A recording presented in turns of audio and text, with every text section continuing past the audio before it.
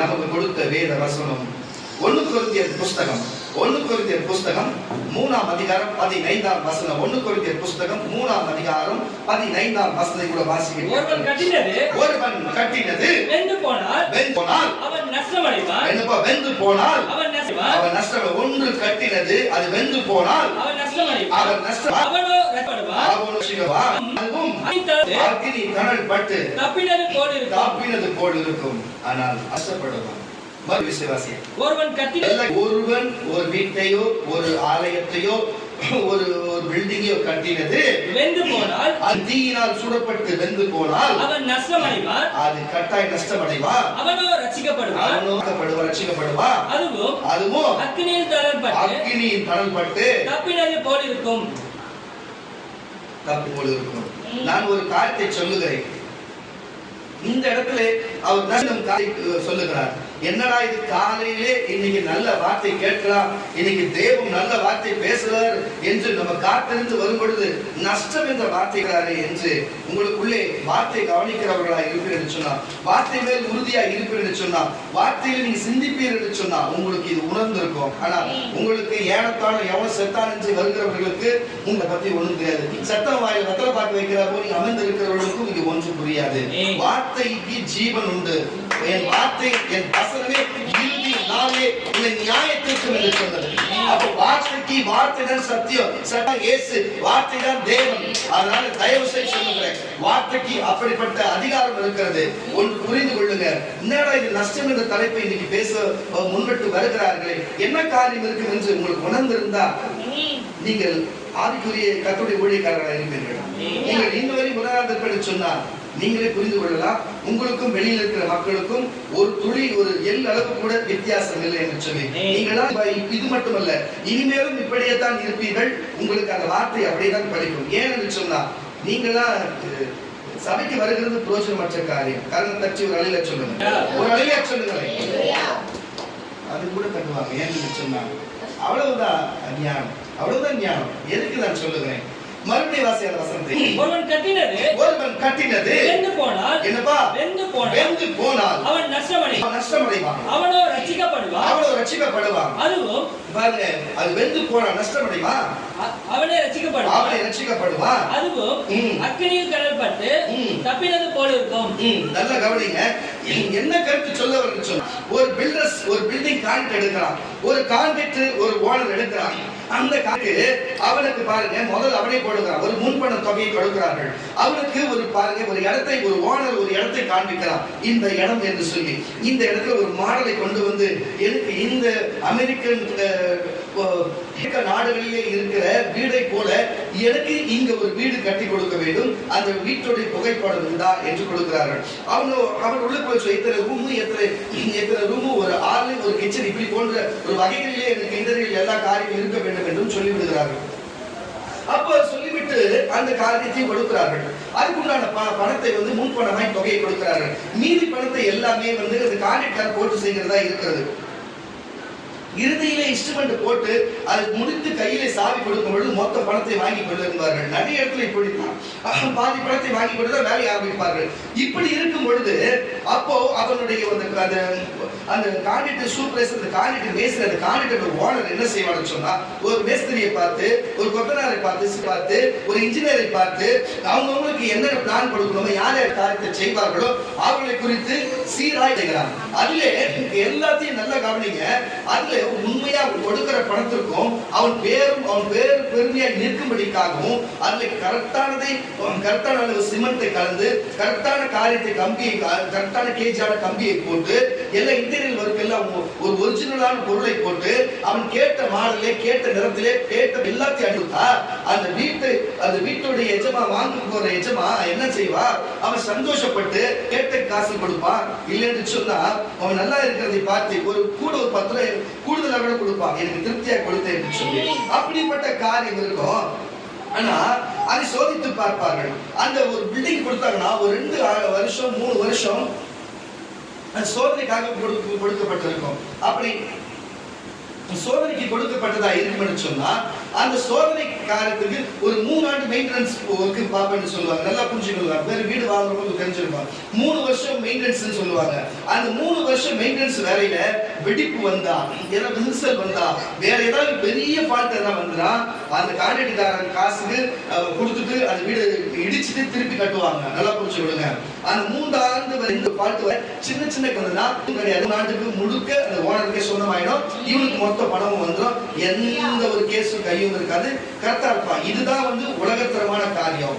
அப்படிப்பட்ட ஒரு காரியத்துல 3 ஆண்டுகள் சோதிக்கப்பட வேண்டியது இருக்கிறது. அப்படி அந்த 3 ஆண்டுகள் ஒரே ஆண்டுல நடுவுல மழை பெய்யும் பொழுது தண்ணி வந்து ரொம்ப எடுத்துன்னு சொன்னா, இல்ல வீட்டுக்குள்ள விரிசல் வந்ததுன்னு சொன்னா, சுவர் உடைந்ததுன்னு சொன்னா, அந்த வீடு இருக்கிற சீலிங் முழுவதும் கீழல் விட்டு அதெல்லாம் வெளிப்பட்டதுன்னு சொன்னா, அந்த இடமே ஒரு சின்ன ஒரு ஏரோப்ளேன் மேல போனா கூட உங்க அதிர்கிறது சொன்னா, ஏதாவது ஒரு காரியம் இருக்குன்னு சொன்னா, அப்ப அந்த ஓனர் கொடுத்த காசு நான் உனக்கு கேஸ்பேன், நீ எனக்கு இந்த காசு கொடுத்து விட வேண்டும் என்று முறை இருக்கிறது. அப்ப என்ன செய்வாங்க, மறுபடியும் அந்த வீட்டை பட்டி போட்டு சில்லறை வேலையை பார்க்க முடியும். அந்த பில்டிங் முழுவதும் என்ன பண்ணுவாங்க, இடித்து விட்டு திருப்பி தரமானதா கட்ட வேண்டும். இதுல யாருக்கு லாபம் யாருக்கு நஷ்டம்? கட்டி கொடுத்தா பாருங்க, அவனுக்கு தான் நஷ்டம். கட்டி கொடுத்தவனுக்கு நஷ்டம். அது கட்ட சொன்னவன் காசு கேஸ் போட்டு வாங்கிட்டு போய்கிட்டே இருப்பான். அப்போ அவ்வளவு நேரம், அவ்வளவு வேலையாட்கள், அவ்வளவு பணம் யாருக்கு நஷ்டம் அடையும்? கொடுக்கிறவனுக்கு நஷ்டம் அடையும். அப்ப கட்டி கொடுக்கிறவன் கவனத்தோடும் உண்மையோடும் தெளிவா அந்த காரியத்தை செய்தார். அந்த 3 ஆண்டுகள் அது உறுதியா நின்றா, அதுக்கப்புறம் இந்த மேஸ்திரி வச்சுதான் நாங்க கட்டணும், எங்களுக்கு இந்த வீடு சூப்பரா கட்டி கொடுத்தாரு என்று சொல்லி அவன் உறவினர் எடுத்துக்கலாம் சொல்லுவா. நிறைய இடத்துல கட்டப்பட வேண்டியிருக்கும். அப்போ லாபம் மட்டும் அல்லாம அவனுக்கு இன்னும் கூடுதல் லாபத்துக்கு இன்னும் வீடுகள் கட்ட அவனுக்கு காண்டிட்டு வரும். ஆனா ஒரு வீடு அப்படி கட்டி அவன் பண்ணிட்டானுச்சுன்னா, அவன் ஜென்மத்துக்கு இவன் வீடே யாருக்கு இவங்கிட்ட யாருக்கு கொடுக்குறீங்க, ஐயோ வீடெல்லாம் இடிஞ்சு போச்சு, அப்படி டெமோலிஷன் பண்ணாங்க, ரொம்ப லேட் பண்ணிட்டா, ரொம்ப கஷ்டம், அவட்ட போகாதுன்னு சொல்லி நஷ்டத்தின் மேல் நஷ்டம் வருவது காரியமாக இருக்கிறது. கர்த்தருடைய பிள்ளைகளே, அது போலத்தான் இங்க இருக்கிற காரியத்தை குறித்து சொல்லுகிறாங்க. பொண்ணை வைத்து வெள்ளியை வைத்து பாருங்க, வைக்கோலை வைத்து ரத்தின கல்களை வைத்து ஒரு ஆலயத்தை கட்டுகிறார்கள். அந்த ஆலயத்தை ஒருவன் கட்டி இருக்கிறான் பாருங்க.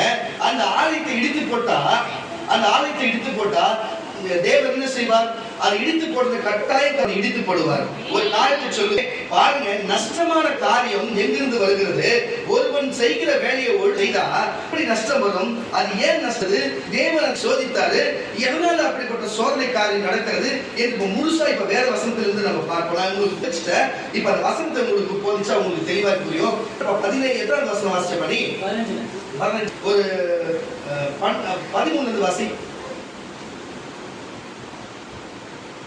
ஒருவன் அந்த அஸ்திபாரத்தின் மேல் பொன் வெள்ளி விலையேற பெற்ற கல் மரம் வைக்கோல் ஆகிய இவைகளினால் கட்டினால் அவனுடைய வேலைப்பாடு வெளியாகும். நல்லா பாருங்க, அவனுடைய வேலைப்பாடுகள் வெளியாகும். நாளானது அதை விளங்கப்படும். ஏனெனில் அது அக்கினியினாலே வெளிப்படுத்தப்படும். நல்லா கேளுங்க, அக்கினியினாலே வெளிப்படுத்தப்படும். அவனுடைய வேலைப்பாடு, அவனோட அவன் செஞ்ச வேலைப்பாடு எந்த தன்மை உள்ளது என்று அக்கினியானது பரிசோதிக்கும். நல்லா கேட்டுங்க.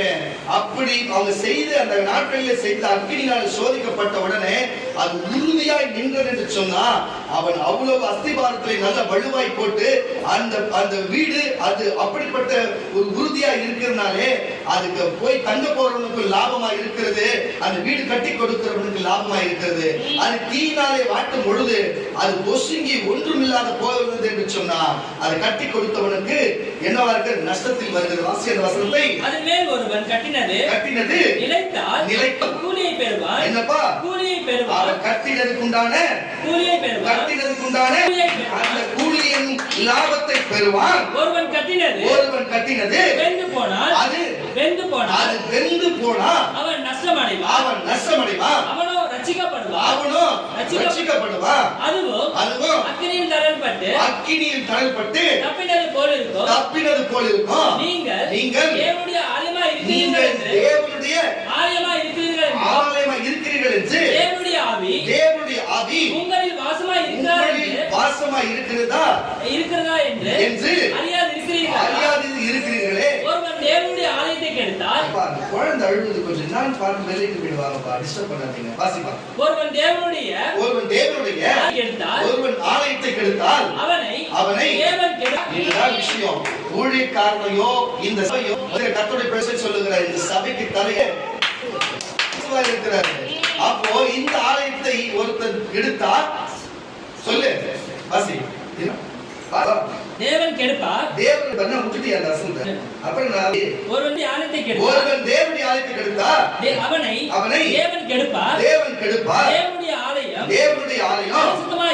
பரிசுத்தமாய் இருக்கிறது. நீங்களே அந்த ஆலயம். தயவு செய்து புரிந்து கொள்ளுங்கள் கர்த்தருடைய பிள்ளைகளே. அப்போ ஒரு மனுஷன் நஷ்டமடையாதபடிக்கு தேவன் ஒரு மனுஷனுக்கு கொடுக்கிற காரியத்தை வைத்து அதுக்கு ஒழுக்கமாய் ஒழுங்கா உண்மையாய் ஒரு பில்டிங் காரனுக்கு பில்டிங் கட்டும்படிக்கு அவனுக்கு ஞானத்தை கொடுத்திருந்தா அந்த பில்டிங் கட்டும் பொழுது கரெக்டான வலுவான காரியத்தை போட்டு வலுவான கம்பிகளை போட்டு வலுவான சிமெண்ட் நல்ல உறுதியான சிமெண்டை போட்டு அதை கட்டி கொடுத்து 3 ஆண்டுகள் மெயின்டெனன்ஸை பார்த்து அந்த ஓனருக்கு ஒப்பு கொடுக்கும் பொழுது அப்ப அது பிடித்திருந்தா அவன் கொடுத்த காசுக்கு யாருக்கு லாபமா இருக்கிறது? கட்டி கொடுத்த லாபமா இருக்கிறது. அந்த வீடு விரிசல் விட்டு விடிந்து போனா அதுக்கப்புறம் யாருக்கு அது நஷ்டமாக இருக்கிறது? கட்டி கொடுக்கிறவனுக்கு நஷ்டமாக இருக்கிறது. தயவு செய்து சொல்லுகிறேன் கர்த்தருடைய பிள்ளைகளே, நம்ம செய்கிற வேலையை ஒழுங்கா செய்தா இதென்ன அர்த்தம்? நம்ம செய்கிற வேலையை ஒழுங்கா ஞானமா நம்ம கொடுத்த அறிவுல ஒழுங்கா நம்ம செய்தோம் என்று சொன்னா நமக்கு அதுல லாபம் வருகிறது. அல்லேலூயா. அதுல தில்லுமுள்ளு ஏமாற்றுகிறது அந்த மாதிரி காரியத்தை செய்யும் பொழுது அது நஷ்டம் வருகிறது. நஷ்டத்தை மட்டுமல்ல பேரை கெட்டு பேராக்கி பிறகு எந்த காரியத்தையும் செய்ய முடியாத அளவுக்கு நமக்கு இறுதியிலே நஷ்டத்தை கொடுக்கிறது. தயவு செய்து சொல்லுகிறேன் கர்த்தருடைய பிள்ளைகளே, நீங்கள் எந்த வேலைக்கு போனாலும் சரி, எந்த வேலை செய்தாலும் சரி, எல்லாம் செய்யும் தொழில் தெய்வம் என்று சொல்லுவார்கள். நான் சொல்லுகிற இயேசு மட்டும்தான் தெய்வம். ஆனால் செய்கிற வேலைக்கு நம்ம கொடுக்க வேண்டும். செய்கிற வேலைக்கு உண்மையாக என் வாழ்க்கையில எவ்வளவு பேர் எங்க ஓனருக்கு வேலை செய்யற ஓனர் திட்டுவாங்க, சம்பளம் வாங்குற ஓனர் குறை சொல்லுவாங்க, இந்த வேலை அப்படி இந்த வேலை அப்படி சொல்லி. இது வரைக்கும் நான் செய்த இடத்துல எந்த ஓனரையும் இது வரைக்கும் நான் திட்டினதே இல்லை. நான் சம்பளம் கொடுக்குறேன் ஓனருக்கு நாங்க அந்த மாதிரி பேசுறது கிடையாது. ஏன்னா அவங்க கையிலே வாங்கி சாப்பிட்டு அவங்களே பின்னால பேசினா அது தவறான காரியம். எத்தனை நேரம் வேலை இல்லாத போதெல்லாம் சும்மா தூங்கிட்டு ஏந்து வந்தெல்லாம் இருக்கு. அப்பெல்லாம் சம்பளம் கொடுத்துருக்காங்க. ஒரு சில நேரத்துல பெண்டு நிறுத்தி 3 நாள் 4 நாள் வச்சு வச்சிருக்காங்க. அதுக்கெல்லாம் ஆக மொத்தத்துல எங்க ஓனர்களே நான் செய்த ஓனருக்கு நான் வித்திருக்கிறேன் வழிய உபவாசம் இருக்கிற வழிய கம்பெனி நஷ்டத்துல போகும்போது கூட அதுக்காக உபவாசம் ஜெபித்தேன். இன்னைக்கு ஓஹோன்னு பெரிய கொஞ்சம் அதுக்கப்புறம் எங்க ஓனர் 2-3 கம்பெனி வாங்கிட்டாரு. பாண்டிச்சேரியில் வாங்கிட்டாரு. முன்னாடி எங்க ஓனருக்கு கம்பெனி மூடுறதா இருந்தாரு. எதுக்கு இது சொல்லுறேன்னு சொன்னா நம்ம உண்மையா இருக்கணும். ஆனாலும் அந்த நஷ்டம் எங்க ஓனருக்கு நஷ்டம் வருகிற நேரத்திலே ஐயோ கம்பெனி மூட போறாங்க, எல்லாரும் வேலைக்கு நிக்க போறாங்க, எங்கடா வாழ்வாதாரம் இல்லாத கம்பெனி அப்படி நிலவிளைச்சு இந்த நேரத்திலே 40 நாள் உபவாசம் நேரம். அப்பொழுது எங்க கம்பெனிக்காக நான் ஜெபித்தேன். இன்னைக்கு வரை எங்க கம்பெனி டாப் ஓடி கொண்டு இருக்கிற நான் பார்க்கும்போது சந்தோஷப்படுவேன். அது கூட இருக்கிறவங்களுக்கு தெரியுமா, எங்க ஓனருக்கு தெரியுமா இல்லையோ, எங்க ஓனர் கொடுத்த காசு நாங்க வாங்கி சாப்பிட்டேன். நன்றி விசுவாசம் எங்களுக்கு இருக்கிறது. அந்த நன்றி நிமித்தம் செய்த நானும் நல்லா இருக்கிறேன். இன்றைக்கு கடவுள் நல்லா தான் வச்சுக்கிறேன், எங்க ஓனர் நல்லா தான் இருக்கிறார். எதுக்கு இதை நான் சொல்லுகிறேன்னு சொன்னா கர்த்தருடைய பிள்ளைகளே, நஷ்டம் வருகிறது சொன்னா கரெக்டான நேரத்திலே நம்ம செய்கிற வேலையை ஒழுங்கா செய்தா நமக்கு எப்படி நஷ்டம் வருகிறது? நம்ம கவனத்தோடு செய்தா எப்படி நஷ்டம் வரும்? எப்படி நம்ம கவனம் இல்லாமல் செய்கிறதுனாலே பல காரியங்கள் வருகிறது. வேத வசனத்தின்படி அப்படித்தான் இருக்கிறது.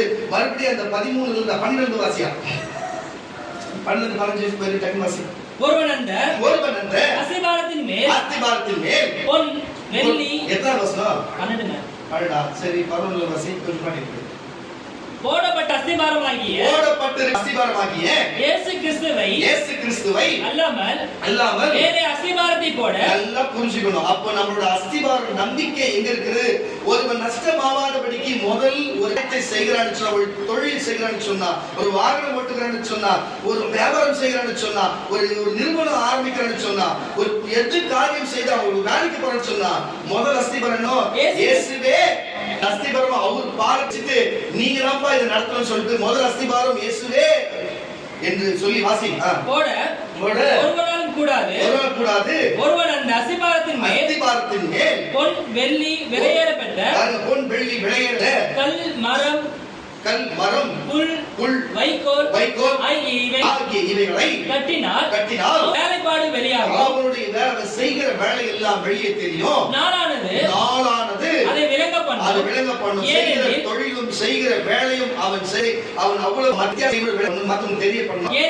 ஏன்னா அது அக்கினியினாலே வெளிப்படுத்தப்படும். அவனுடைய வேலைப்பாடு தன்மை உள்ளது என்று அக்கினியானது பரிசோதிக்கும். அதின்மேல் ஒருவன் கட்டினதை நிலைத்தால் அவன் கூலியை பெறுவான். ஒருவன் கட்டினது வெந்து போனால் அவன் நஷ்டமடைவான். புரியுதா இல்லையா? அது வெந்து போனால் நஷ்டமடைவான். ஹalleluya. அப்புறம் வாசி. அதுவும் அக்கினி தரப்பட்டு தப்பினது போல இருக்கும். நீங்களே தேவனுடைய ஆலயமாய் இருக்கிறீர்கள் என்று போதும். கரங்களை தட்டி ஒரு ஹalleluya சொல்லுவோமாக. ஒரு பானை எடுத்து கொசவன் அதை வணைந்து அதை கொண்டு போய் அது ஒரு செங்கல் கல்லை அதை களிமண்ணிலே செய்து அதை போய் சூளையிலே வைத்து எப்படி செங்கல் கல்லை சுடுகிறார்களோ, எப்படி பானை சட்டியை சுடுகிறார்களோ, இறுதியிலே ஒரே நல்ல அழகான வடிவத்துடனே விரிசல் விடாம எந்த பாட்டில தண்ணி ஊற்ற தண்ணி நிக்கிறது போல அது தெளிவாய் இருந்து செங்கற்கள் உடைத்து பார்ப்ப உடையாமல் இருப்பான் என்று சொன்னா அதுக்கு நஷ்டம் வராது. ஹalleluya. அது செய்கிற எல்லா பொருளும் விட்டும் அது ரொம்ப நாளுக்கு காத்திருந்தா கூட அதுக்கென்று வருவான். அது விற்று விடும். என்ன தரும்? லாபத்தை தரும். அது செங்கல்கள் உடைக்கிறது சொன்னா வாங்குறவன் ஃபர்ஸ்ட் ஒரு சூழ செங்கலை செக் பண்ணுவான். 4 செங்கல் எடுத்து போட்டு 4 உடனே சொன்னார் செங்கலே வேணாம். அவங்க 4 அந்த செங்கல் வாங்காதனுவா. அது இருந்து என்ன வரும்? நஷ்டம் வரும். பூஞ்செடிக்கு தான் உடைச்சு போடணும். நஷ்டத்தின் மேல் நஷ்டம் தான் வரும். பேரும் கெட்ட பேர் வரும். ஒரு பானை சட்டி பாருங்க, மண்ணுல இருக்கும் பொழுதே அது ஆயிடுச்சுன்னா திருப்பி அதை போட்டு வேற ஏதாவது செஞ்சிடலாம். புரியுதா? வேற என்ன பண்ண செஞ்சிடலாம். ஆனா பானை செய்து விட்டு இறுதியிலே விரிசல் விட்டு தண்ணி ஒழுகுது என்று சொன்னா அது இறுதியில யாருக்கு நஷ்டம்? விற்கிறவனுக்கு நஷ்டமா இருக்கும். அதை உடைத்து ஜெல்லி கற்களை போல தரையில போடுறதா லாக்கி அவங்க தவிர மறுபடியும் அது மண்ணா மாற்றவே முடியாது. மறுபடியும் களிமண்ணா மாறி மறுபடியும் ஒரு பொருளை செய்ய முடியாது. புரிஞ்சுதா இல்லையா உங்களுக்கு? அதுதான் நஷ்டத்தை தருகிறது. நம்ம செய்கிற வேலையை கவனத்தோடு உண்மையோடும் நம்மளோட அஸ்திபாரம் எதுவா இருக்க வேண்டும்? கிறிஸ்துவின் அஸ்திபாரத்தை வைத்து ஒரு காரியத்தை செய்யும் பொழுது அது இறுதியிலே லாபத்தை தருகிறது. அவனுக்கு அதை பார்த்து பணத்தை தருகிறது. அவன் அஸ்திபாரத்தை போனா அவனுக்கு அது கெட்டு வெந்து அது அக்கினியிலே வெந்து அது இறுதியிலே என்னத்தை தருகிறது? அவனுக்கு நஷ்டத்தை தருகிறது. இப்போ இங்க இருக்கிற அநேகர் வந்திருக்கிறீர்கள். இந்த டிவியின் வழியா, பேஸ்புக்கின் வழியா, யூடியூபின் வழியா பார்க்கிறவர்கள் உண்டு. உங்கள் வாழ்க்கையிலே நஷ்டம் அநேகம் வந்திருக்கலாம். நீ செய்கிற தொழிலே அநேக நஷ்டம் வந்திருக்கலாம். நீ வியாபாரத்தில் நஷ்டம் வந்திருக்கலாம். விவசாயத்துல ஐயோ நம்ம நஷ்டமான காரியத்தை செய்துகிறோம், நம்ம கொடுத்தது நம்ம வித்தது நஷ்டம், வாங்கினது நஷ்டம், எல்லாமே நஷ்டம் என்ற காரியத்தை செய்திருக்கலாம்.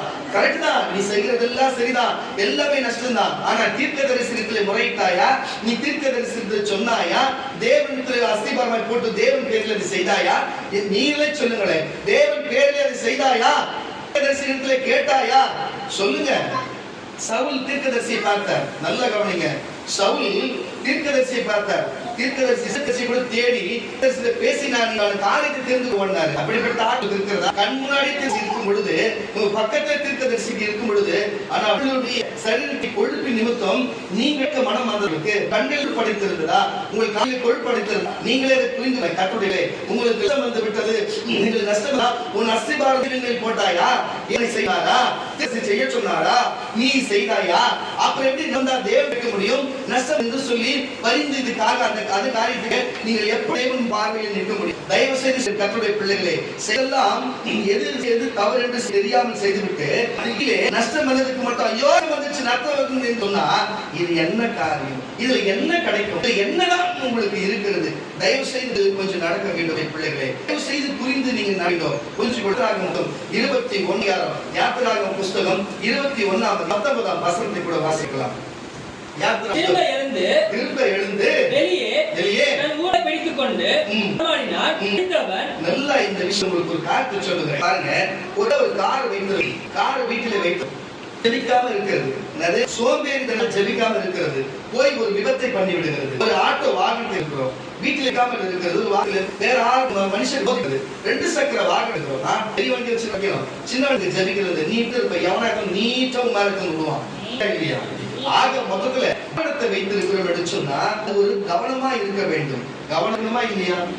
அப்ப கவனமா இருந்து போகும்போது ஜெபிக்கணும், போய் வந்து நன்றபடியா எங்களுக்கு காத்திருந்து ஜெபிக்கணும், ஒவ்வொரு நாளும் ஜெபிக்கணும். பிசாசு எந்த வகையில எந்த மனுஷனை என்ன கோணம் ஜெபிக்க விடலாம், எவனுக்கு என்ன நஷ்டத்தை கொடுத்து விடலாம், எவனை தலை தூக்காமல் செய்து விடலாம் என்று வகை தேடி சுத்தி கொண்டிருக்கிறார். ஆனா நம்மளும் கண்ணுக்கு தெரிஞ்சு வெண்ணெய் கையில வச்சு நெய் கழிஞ்ச கதையா பக்கத்திலே தீர்க்கதரிசி வைத்து, பக்கத்திலே சபையை வைத்து, பக்கத்திலே தேவாதி தேவரை வைத்துக் கொண்டு அவர் பாதத்திலே வணங்காம அந்த அஸ்திபாரத்தை அவர் மேலே போடாம தன் மேலே அஸ்திபாரம் போட்டுக்கொண்டா காலில் ஒரு தட்டுனா நீ இருக்கிற வெயிட்டுக்கு கத்தி கீழே விட மாட்டீங்க. நின்று பின்னால இருந்து நம்ம கவனிக்கல, காலுக்கு முட்டிக்கு நடுவில் கட்டையில ஒண்ணு வச்சா பொத்து விழுமா விழ மாட்டோமா? நான் ஜிம்னாஸ்டிக் தெரியும், அப்படி எகிட முடியுமா? அவன் அடிக்கிறது தெரிஞ்சாலே எகிற முடியும். அது போல பிசாசு நம்மளை எப்படி எல்லாம் ஒண்ணு தள்ளி விடலாமா, கீழே தள்ளி விட்டு பார்க்கலாமான்னு பார்த்து நடக்கிறான். அப்ப நம்ம எப்படி கவனமா இருக்கணும்? அஸ்திபாரம் இயேசுவின் மேல் இருக்குன்னா அமைதியா இருக்குதுல்ல, ஒரு அலையில சொல்லாப்பா. அப்ப உன்னுடைய அஸ்திபாரம் எது மேல இருக்கணும்? இயேசுவின் மேல் இருக்க வேண்டும். தயவு செய்து சொல்லுகிறேன், இந்த இடத்துல யாத்திராகம புத்தகத்துல என்ன நடக்குதுன்னு சொன்னா பாருங்க, ஒருவன் கோபம் கொண்டு அவனுடைய எதிராளி என்ன செய்யறான்னு சொன்னா கட்டையில வச்சு வாங்கு அவன் எதிராளியை போட்டு அடிச்சிடறான். எதிராளி மயக்க போட்டு கீழே விழுந்துடுறான். விழுந்த உடனே அப்படியே படுத்தே கடந்தவன் அப்புறமேட்டு கொஞ்சம் உடம்பு சரியாகி ஊன்றுகோலால கையில ஒரு கொம்பு வச்சுன்னு தாங்கி வரான். அப்படி தாங்கி வர்றதுனால அடிச்சவன் தப்பிச்சான். எப்படி அடிச்சவன் தப்பிச்சான்? ஆனா அவனுக்கு உடம்பு சரியாகிற வரைக்கும் அவனுடைய மருத்துவ செலவை யாரு பார்க்கணும்? அடிச்சவன் பார்க்கணும். புரியுதா இல்லையா? அது போலத்தான் அவர் வாகனம் ஓட்டும் போது யார் மேல கவனக்குறைவா போய் இடித்தா, ஜபிக்காம போயிட்டு ஏதோ ஒரு சம்பவம் நடந்தா இடித்தவன் என்ன பண்ணணும்? இடிப்பட்டவன் வாகனத்துக்கு செலவு பண்ணணும், இடிப்பட்டவனுக்கு செலவு பண்ணணும். ஆமாவா இல்லையா? ஒருவரை கூப்பிட்டு நம்ம வீட்டுல வேலை ஆரம்பிச்சோம், அவருக்கு ஏதோ தற்செயலோ பழகம் ஒரு விபத்து நடக்கிறது, அதுக்கு செலவு யார் பார்க்கணும்? நம்ம தான் பார்க்கணும். நம்மோடு கூட வரணும் எதனா ஒண்ணுன்னா யார் பார்க்கணும்? நம்ம தான் பார்க்கணும். இது எப்படி இருக்கு? இது இந்தியாவிலே இப்படி சட்டமா இருக்கிறது. இந்திய அரசியல் அமைப்பு சட்டத்தின்படியும் எல்லாருக்கும் இன்சூரன்ஸ் ஒன்று போட்டு இவங்களால கொடுக்க முடியாது, இவங்க இப்படிதான் பண்ணுவானுங்க, இதனால வரும் என்று சொல்லி இன்சூரன்ஸ் கட்டணம் முன்னெச்சரிக்கை கட்டி அதுல இவங்க கொடுக்கலனாலும் அவங்களோட பணம் தான். நான் என் கையிலிருந்து எடுத்து கொடுக்கலாலும் நான் ஏற்கனவே முன்னெச்சரிக்கை கட்டப்பட்ட இன்சூரன்ஸ் பணத்தை எடுத்து கொடுக்குறாங்க வழிய ஆகும்போது நம்ம பணம் தான். ஒரு அளவை சொல்லுங்களேன்.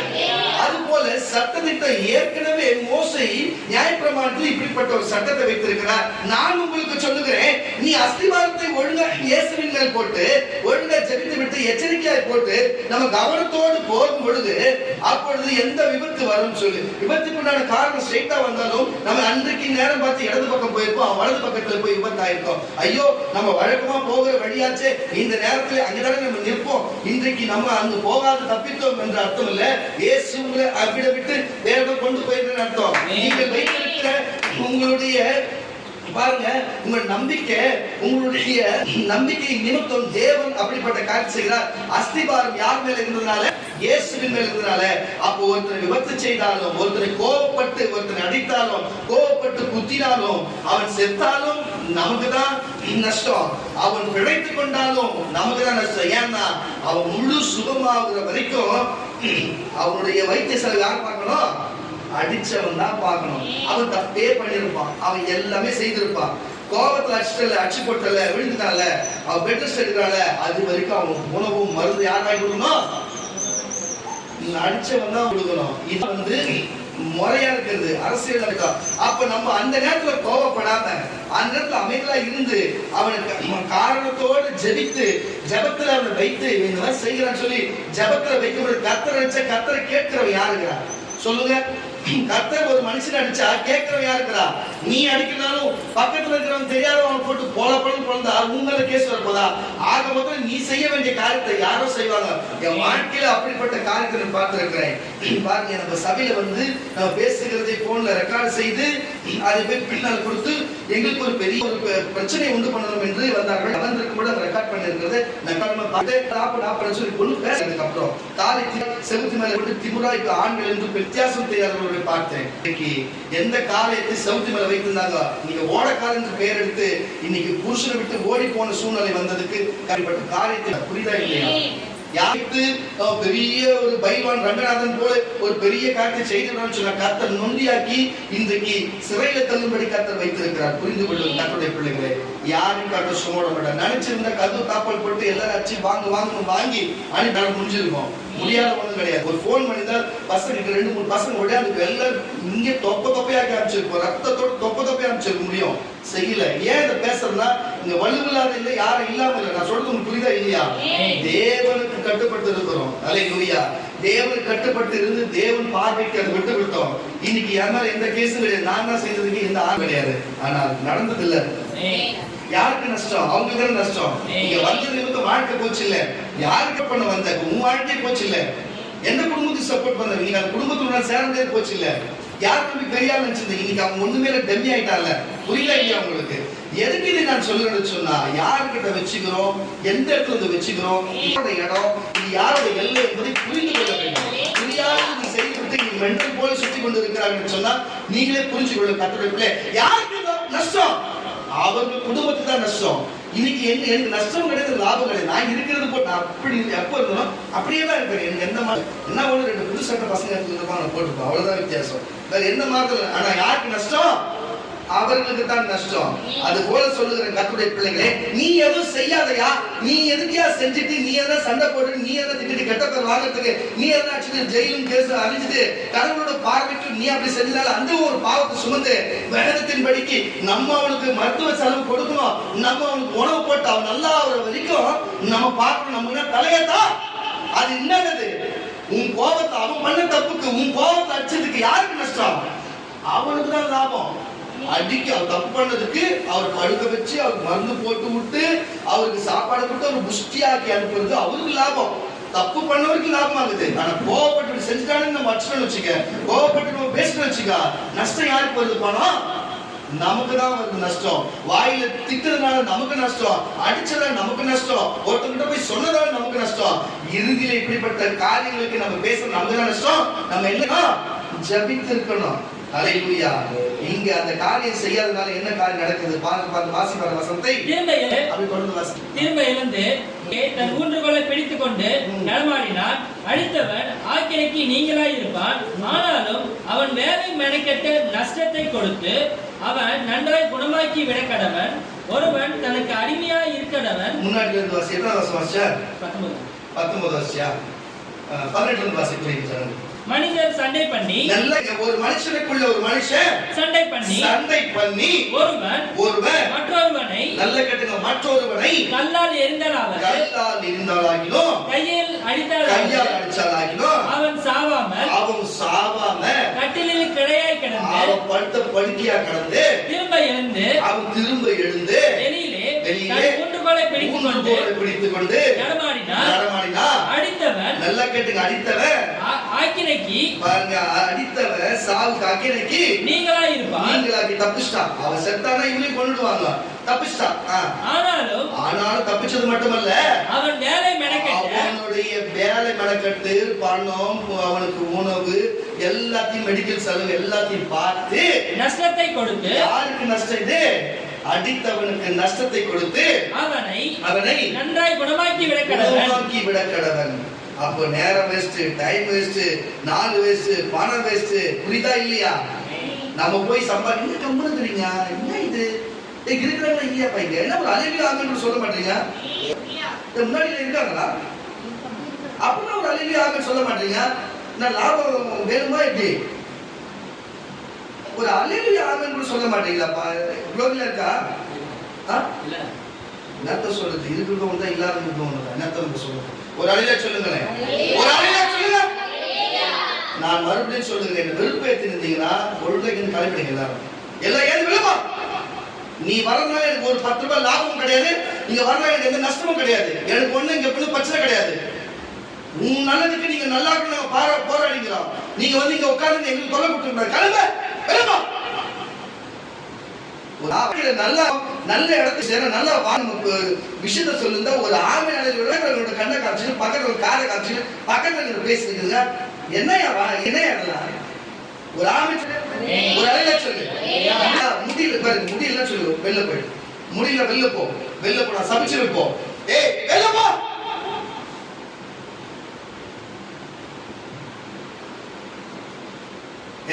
இருக்கிறவங்க வந்திருக்கிறவங்க எல்லாம் கோடீஸ்வரன், எல்லாம் கோடீஸ்வரன் பிள்ளைங்க. எல்லாரும் லாபத்தின் மேல லாபமா அப்படியே கொழுந்து அப்படியே உருகி ஊத்துது. அப்படியே லாபத்தின் மேல லாபமா இருக்கிறீங்க. வாழ்க்கையில கஷ்டப்பட்டு லாபம் இல்லாத எல்லாத்தையும் நஷ்டப்பட்டு கைத்தறிச்சலோடு கஷ்டப்பட்டு அடுத்து நடா பண்ண போறது நம்ம சூழ்நிலை எப்படி வந்துக்கிற ஜனம் தான் இருக்குது. அப்படி இருந்து கூட உங்களுடைய எண்ணங்கள் மாறல பத்தியா? இது வந்து தெரியல. நீங்களாம் லாபத்தை உங்களுக்கு வரப்போகுது. உங்களுக்கு கடவுள் லாபத்தை கொடுத்துருவாரா? உங்களுக்கு லாபத்தை கொடுத்தா நான் விட்டுருவேன். அவரை உங்களுக்கு லாபம் வருமா? ஃபர்ஸ்ட் உங்களுக்கு லாபம் வருமா? எதுவும் சொல்ல வைக்காதீங்க சொல்லிட்டேன். நான் உபாசகரே வாயில எதுவும் வாங்காதீங்க.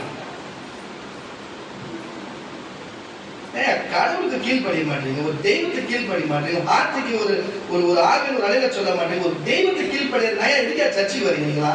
எதுக்கு சர்ச்சைக்கு வரீங்க? தெய்வத்துக்கு கீழ்படிய என்ன வேலை பார்த்துக்கிறீங்க?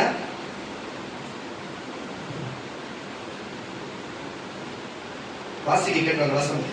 மனிதன் சண்டை பண்ணி ஒருவன் மற்றொருவனை கல்லால் எறிந்தலாவது கையால் அடித்தலாவது அவன் சாகாமல் கட்டிலே கிடையாய் கிடந்து திரும்ப எழுந்து வெளியிலே மூன்று மலை பிடித்துக் கொண்டு நடமாடினால் அடித்தவன் ஆக்கினைக்கு நீங்களாயிரு அவன் சாவுக்கு தப்பித்திருப்பான். ஆனாலும் அவனுக்கு பாருங்க, உயிருக்கு தான் தப்பிச்சா. ஆனாலும் வேலை மெனக்கெட்டு நஷ்டத்துக்கு கொடுத்து அவனை நன்றாய் குணமாக்கி விட கடமை. நாய் அடிச்சா என்ன வாரணும்? நாய் அடிச்சா என்ன வாரணும்? நாட்டத்தோடு சேர்ந்து வாரணும். புரியுதா இல்லையா? அந்த மாதிரிதான் சும்மா இருக்கிறவன் தப்பு பண்றவன் நம்ம அவனுக்கு சரியாக நம்ம பார்க்கணும். அப்ப விபத்து இந்த மாதிரி வருகிறதுக்கெல்லாம் நம்ம ஜபம் பண்ணாத போற காரியத்துக்கு, பிசாசு செய்யற காரியத்துக்கு யாரும் நஷ்டப்படு? எல்லாம் நமக்கு. புரியுதா இல்லையா? தயவு செய்து சொல்லுங்க, ஓட்டுறவர்களுக்கும் வேலைக்கு போகிறவர்களுக்கும் தொழில் செய்கிறவர்கள் எல்லாருக்கும் காலங்காத்தால தேவனுடைய பாத்துல வச்சு இந்த நாள் எங்களுக்கு ஒரு பாதுகாப்பு. என் நிமித்தம் மற்ற நிமித்தம் எங்களுக்கோ என் குடும்பத்துக்கோ நாங்க செய்யற தொழிலுக்கு எந்த பாதிப்பு இல்லாத பத்திரமா போய் பத்திரமா வீடு வந்து சேர வரைக்கும் நீங்க பாதுகாத்து கொள்ளுங்கன்னு அவர் பாத்துல வச்சிருப்போம். அதுக்கப்புறம் நடந்தா அவரு தான் பொறுப்பு. அவரு தான் பொறுப்பே. அவருக்கு தான் இந்த எப்படி சொல்றது, இந்த நஷ்டம் அவருக்கு தான் போகும். அவர் போக வச்சிருவாரா? புரியுதா இல்லையா? அவர் வார்த்தையில கரெக்டா இருப்பார். அதனால அவர்கிட்ட வச்சுட்டு போ. அன்னைக்கு நாள் நல்லபடியா போயிட்டு வருவோம். அன்னைக்கு நல்லபடியா போயிட்டு திரும்பி வரோம்னா எத்தனை விபத்தை பாக்குறேன், இத்தனை ஆபத்தை பாக்குறேன். ஆனால் கரெக்டா பத்திரமா கொண்டு வந்து சேர்க்கிறாருன்னா அவர் பாரத்துல வச்சுட்டு போனாக்கா எங்களுக்கு வெளியே போக முடியும். இல்லைன்னா வெளியே போக மாட்டோம். அப்படி இருக்கிறோம். ஏன்னா எல்லாரும் மனுஷர்கள் தான். புரியுதுங்களா? தயவு செய்து புரிஞ்சு கொள்ளுங்க. கர்த்தருடைய தயவு செய்து புரிந்து கொண்டு நம்ம நடப்போம் என்று சொன்னா இங்க சட்டத்தை செய்கிறது இப்படிப்பட்ட காரியத்தை சொல்லுகிறது உங்களுக்கு நன்றி ஆவியானவர். இப்படிப்பட்ட காரியத்தை தெளிவாய் நமக்கு சொல்லி நமக்கு புரிய வைக்கிறது. மறுபடியும் வசந்த வாசியம் அடுத்த வசனம் வாசியம்.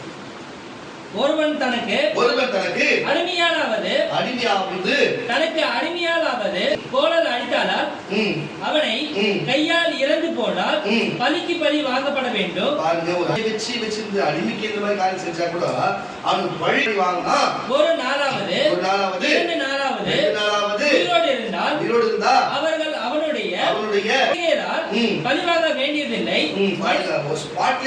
கண்டிப்பா வாங்கினோமா 2-3 நாள் உயிர் உசாரி செத்தா பழி வாங்க வேண்டியதில்லை. மனிதர் சண்டை பண்ணி கர்ப்பவதியான ஒரு ஸ்திரீயை அடித்தால், புரியுதா? இதெல்லாம் விபத்துன்னு ஒரு பக்கம் தற்செயல் ஒரு பக்கம் கோபத்து நிமித்தம் வீம்பாய் செய்கிறது பக்கம். ஆக மொத்தல எதுல செஞ்சு நம்மளால மற்றவங்களுக்கு பாதிப்பு உண்டானதும் நஷ்டம் யாருக்கு? நமக்குதான். அதனாலதான் சொல்றேன், தயவு செய்து எல்லாத்தையும் தேவனுடைய பாத்துல வச்சிருங்க. இந்த உலக சண்படிக்கு கொலை பண்ணி வெட்டிட்டா, அடிச்சுட்டா, திட்டா, குட்டுட்டா, ஓட்டு குத்துட்டா, அப்படி பேசி எந்த சட்டம் பாயாம நமக்கு கோர்ட்டும் கேஸும் ஜெயிலுக்கு அலையாம எந்த நஷ்டம் வராம தேவன் விட்டா கர்த்தர் அடிச்சா யாரு கேட்க முடியும்? யாரும் கேட்க முடியாது. அதனால செய்யறது கரெக்டா செய்வோம். அவர் பாதத்துல வைப்போம். அவர் நம்மளை பாதுகாத்து நடத்துவாரு. அவர் நமக்கு தெளிவுபடுத்துவாரு. நமக்கு அவர் சொல்லிக் கொடுப்பாரு. அவர் நம்மளை வழி நடத்துவார் என்பது மட்டும் நான் தெளிவாய் சொல்லுகிறேன். கர்த்தர்களே, தானியேலின் புஸ்தகம் 6ஆம் அதிகாரம் 2ஆம் வசனம். தானியேலின் புஸ்தகம் 6ஆம் அதிகாரம் வசனத்தை கூட வாசிக்க கேட்கலாம். ராஜாவுக்கு நஷ்டம் வராதபடி. நல்லா கேளுங்க பாருங்க, இந்த உலகத்துல எந்த மனுஷனுக்கு நஷ்டம் இருக்கிறது புரியுதா இல்லையா? இங்கு பூஜா தூக்குறவனா இருந்தாலும் சரி, இங்க சாதாரண வேலை செய்யறதா இருந்தாலும் சரி, அவர் ராஜாவா இருந்தாலும் சரி, யாரா இருந்தாலும் நஷ்டம் என்று வருகிறதுக்கு அவசியமா இருக்கிறது. ஆனாலும் வரக்கூடாதபடிக்கு என்னென்ன காரியத்தை செய்யணுமோ அந்த காரியத்தை ஞானமா செய்யணும். உலகத்தின்படி சில ஞானிகள் இருப்பாங்க, சில பலனுள்ளவர்கள் இருப்பாங்க, படித்தவர்கள், எல்லாருக்கும் சில காரியம் செய்ய தெரியும். ஆனால் நான் உங்களுக்கு ஒரு காரியத்தை சொல்லுகிறேன் கர்த்தருடைய பிள்ளைகளே, நம்ம அந்த அளவுக்கு தெரிஞ்ச அறிவுள்ளவர்களும் கிடையாது, பலவான்களும் கிடையாது, வசதி உள்ளவர்களும் கிடையாது. நம்ம சாதாரண பாமர மக்களா இருக்கிறோம். ஆனா நம்ம கிட்ட இருக்கிற ஒரே பலன் என்னன்னு சொன்னா இயேசுநாதர் தான். நான் என்ன சொல்லுகிறேன், அதே காரியத்தை இயேசுநாதரை நம்பி நம்ம செய்யும் பொழுது ராஜாவுக்கு நஷ்டம் வரது கூட வாய்ப்பு உண்டாகுமே தவிர நமக்கு நஷ்டம் இல்லாத கர்த்தர் காக்க வல்லவரா இருக்கிறாங்க. வாசிக்க கேட்கிற அந்த வசனத்தை, ராஜாவுக்கு நஷ்டம் வராதபடி, ராஜாவுக்கு நஷ்டம் வராதபடிக்கு அந்த தேசாதிபதிகள் நல்லா கேட்டுங்க. தானியேல அதிபதியா இருக்கிறாங்க. அந்த அதிபதிகள் வாசி, அந்த தேசாதிபதிகள் கணக்கு ஒப்புவிப்பதற்காக அவர்களுக்கு மேலாக பிரதானிகளையும் ஏற்படுத்துவது தரிசுக்கு நல்லது என்று கண்டது. இவர்களில் தானியேல் ஒருவனாய்தான் இருக்க, தானியேல் பிரதானிகளுக்கு தேசாதிபதிகளும் மேற்பட்டவனாய் இருந்தார். தானியேலுக்கு விசேஷித்த ஆவி இருந்தமை அவனை ராஜ்யம் முழுமைக்கும் அதிகாரியாக ஏற்படுத்த ராஜா நினைத்தார். அப்பொழுது பிரதானிகளுக்கும் தேசாதிபதிகளுக்கும் ராஜ்யத்தின் விசாரிப்பின் தானியேலை குற்றப்படுத்தும். போதும் ஒரு அலைவியா சொல்லுவோமாக. ராஜாவுக்கு நஷ்டம் வராதபடிக்கு அங்க 100 அதிபதிகளுக்கும் 3 அதிபதியுமாய் அங்கு கொடுக்கப்பட்டு, ஆனால் அங்கு தானியேலை அதிபதியாக மாற்றினதுனாலே யார் யாருக்கு லாபத்தை பாருங்க. அங்கு வரப்போகிற பஞ்சகாலத்தை குறித்தும், அங்கு வரப்போகிற எதிர்ப்பை குறித்தும், வரப்போகிற எச்சரிக்கையை குறித்துமான எல்லா காரியத்தையும் மேற்திட்டமும் தெளிவாய் தானியேல் தீர்க்கதரிசி ராஜாவுக்கு சொல்லுகிறான். ராஜாவுக்கும் ராஜ்யத்துக்கும் என்னவா இருந்தது? லாபமா இருந்தது. அல்லேலூயா. அது மட்டும் இல்லாம தம்முடைய சொந்த ஜனத்தை அடிமைப்படுத்தி வைத்தாலும் சரி, இந்த ஜனத்தை சோதிக்காதபடிக்கு சில காரியத்திலே அங்க வந்து தானியேல் அங்க ராஜாவுக்கு அடுத்தபடியா அந்த இடத்துல இருக்கிறது, அதிபதியா இருக்கிறதுனாலே அங்க இருக்கிற இஸ்ரவேல் மக்களுக்கும் ஒரு பாதுகாப்பா இருக்கிறபடினாலே அது ஒரு லாபமா இருக்கிறது. அப்போ அந்த இடத்துல லாபம் வர வேண்டும் என்றது அங்க இருக்கிற அதிபதிகள் நினைத்தது, நஷ்டம் வரக்கூடாது நினைத்ததுல இறுதியிலே அந்த அதிபதிகள் நினைச்சபடியே நஷ்டம் வரல. அங்கே தானியேலை அவன் பட்சத்தில் வைத்தார். தானியேல் பட்சத்தில் தேவன் இருந்ததுனால, தானியேல் சொல்லுகிறது ராஜா கேட்டதுனாலே, தீர்க்கதரிசி வார்த்தைகள் கேட்டதுனாலே அந்த ராஜ்யத்துக்கும் ராஜாவுக்கும் அந்த அதிபதிகளும் நஷ்டம் லாபம் மட்டும் வந்தது என்று புரிந்து கொள்ளுங்க. எனக்கு சொன்ன தேவனுடைய அனுகிரகம் உள்ள ஒரு ஆள் பக்கத்தில் இருந்தா அவங்களுடைய அந்த அனுகிரகம் அவங்களுக்கு வரும். அதே போல ஒருவன் பாருங்க, பிசாசுடைய அனுகிரகத்தினாலே பிசாசுடைய காரியத்தை செய்கிறவனா இருந்தா அவன் என்ன, அவன் கோபப்படுவான், அவன் போய் கொலைவான் செய்வான். ஆனால் கொலை அவன் பண்ணா கூட இருந்ததுன்னு சொல்லி கூட ரெண்டாவது ஏவன் அவர்னா இவரு தூவாகிற போட்டு கூட கூட்டிட்டு போவோம். புரியுதா இல்லையா உங்களுக்கு? அப்ப தயவு செய்து புரிந்து கொள்ள வேண்டும், லாபம் எங்கிருந்து வரும், நம்ம சரீரத்தில் நம்ம குடும்ப வாழ்க்கைக்கு எது லாபமா இருக்கும் என்று நீங்கள் சிந்தித்து பாருங்கள். எதெல்லாம் நமக்கு நஷ்டத்தை தரும், எந்த மக்களோடு சேர்ந்தா, எந்த குணத்தோடு சேர்ந்தா, எந்த பொல்லாத ஆவியில் உள்ள மனுஷனோடு சேர்ந்தா என்று நமக்கு நஷ்டம் வரும் என்பதை தயவு செய்து புரிந்து கொள்ளுங்க கர்த்தருடைய பிள்ளைகளே. அல்லேலூயா. பாருங்க, ஆரம்பத்திலே அவர் யாரோ செய்தார்கள், கூட ஒரு நாள் போனது நிமித்தம், கூட பழகிறது நிமித்தம், நம்ம நேசிக்கக்கூடிய நம்ம சபைக்கு வரக்கூடிய நம்ம சகோதர தகப்பனார் இன்னைக்கு வரைக்கும் விசாரித்துக் கொண்டிருக்கிறாங்க. நான் அதை செய்யலங்க, நான் பார்த்தேன் போன வந்து அவ்வளவுதான். இல்ல, நீ வந்துதான் ஆகணும், நீ இன்றைக்கு போய் தான் 15 நாள் 20 நாள் தான் போகணும்னா அவன் சொன்னனும் தான். ஏன்னா கூட போய் நின்னோம்ல, செய்யல நின்னோம்ல போயிட்டு யார் கூட போய் நின்ன இன்னைக்கு வாழ்க்கையில நிறைய பணத்தையோ வீட்டு வாழ நஷ்டப்படுத்தி இருக்கிறோம். எதனால இந்த நஷ்டம் நமக்கு வந்தது கூட என்ன? அந்த பொல்லாத மனிதர்கள் பக்கத்திலும் இந்த பொல்லாத மனிதனுடைய வார்த்தை கேட்டு நம்ம போய் நின்றதுக்கு தான் இவ்வளவு. அதுவே ஒரு தேவனுடைய ஊழியக்காரனோ ஒரு சபைக்கோ ஒரு தேவனை பின்பற்றி தேவனுடைய காரியத்தை பின்பற்றி போயிருந்தா இந்த காரியத்துக்குள்ள போயிருக்க முடியுமா? கர்த்தர் மோட்சத்தை கொடுக்க வல்லவராக இருக்கிறார். தயவு செய்து புரிந்து கொள்ளுங்க கர்த்தருடைய பிள்ளைகளே. ஏதோ ஒரு கவனத்துல ஏதோ ஒரு காரியத்தை செய்துவிட்டு கடைசி வரைக்கும் தன் தவறை அழுது தன் தண்டனை அனுபவித்து வாழ்கிறவர்கள் உண்டு. இந்த தண்டனையும் தவறும், இந்த பண செலவு, கோர்ட்டு கேஸ், இந்த மாதிரி அங்கேயும் இங்கேயும் அலைகிறது எல்லாமே லாபத்தை குறிக்கிறது. இதுல என்ன லாபம் வந்துடும்? எல்லாமே வருத்தத்தை தான் தரும், கஷ்டத்தை தான் தரும், மன வேதனை தான் தரும், நேரத்தை வீணாக்கும், பணத்தை வீணாக்கும். அது மொத்தத்துல சரீரத்துக்கும் ஆவி ஆத்மாக்கும் அக்கம் பக்கத்துக்கும் நம்ம குடும்பத்துக்கு என்னவா இருக்கிறது?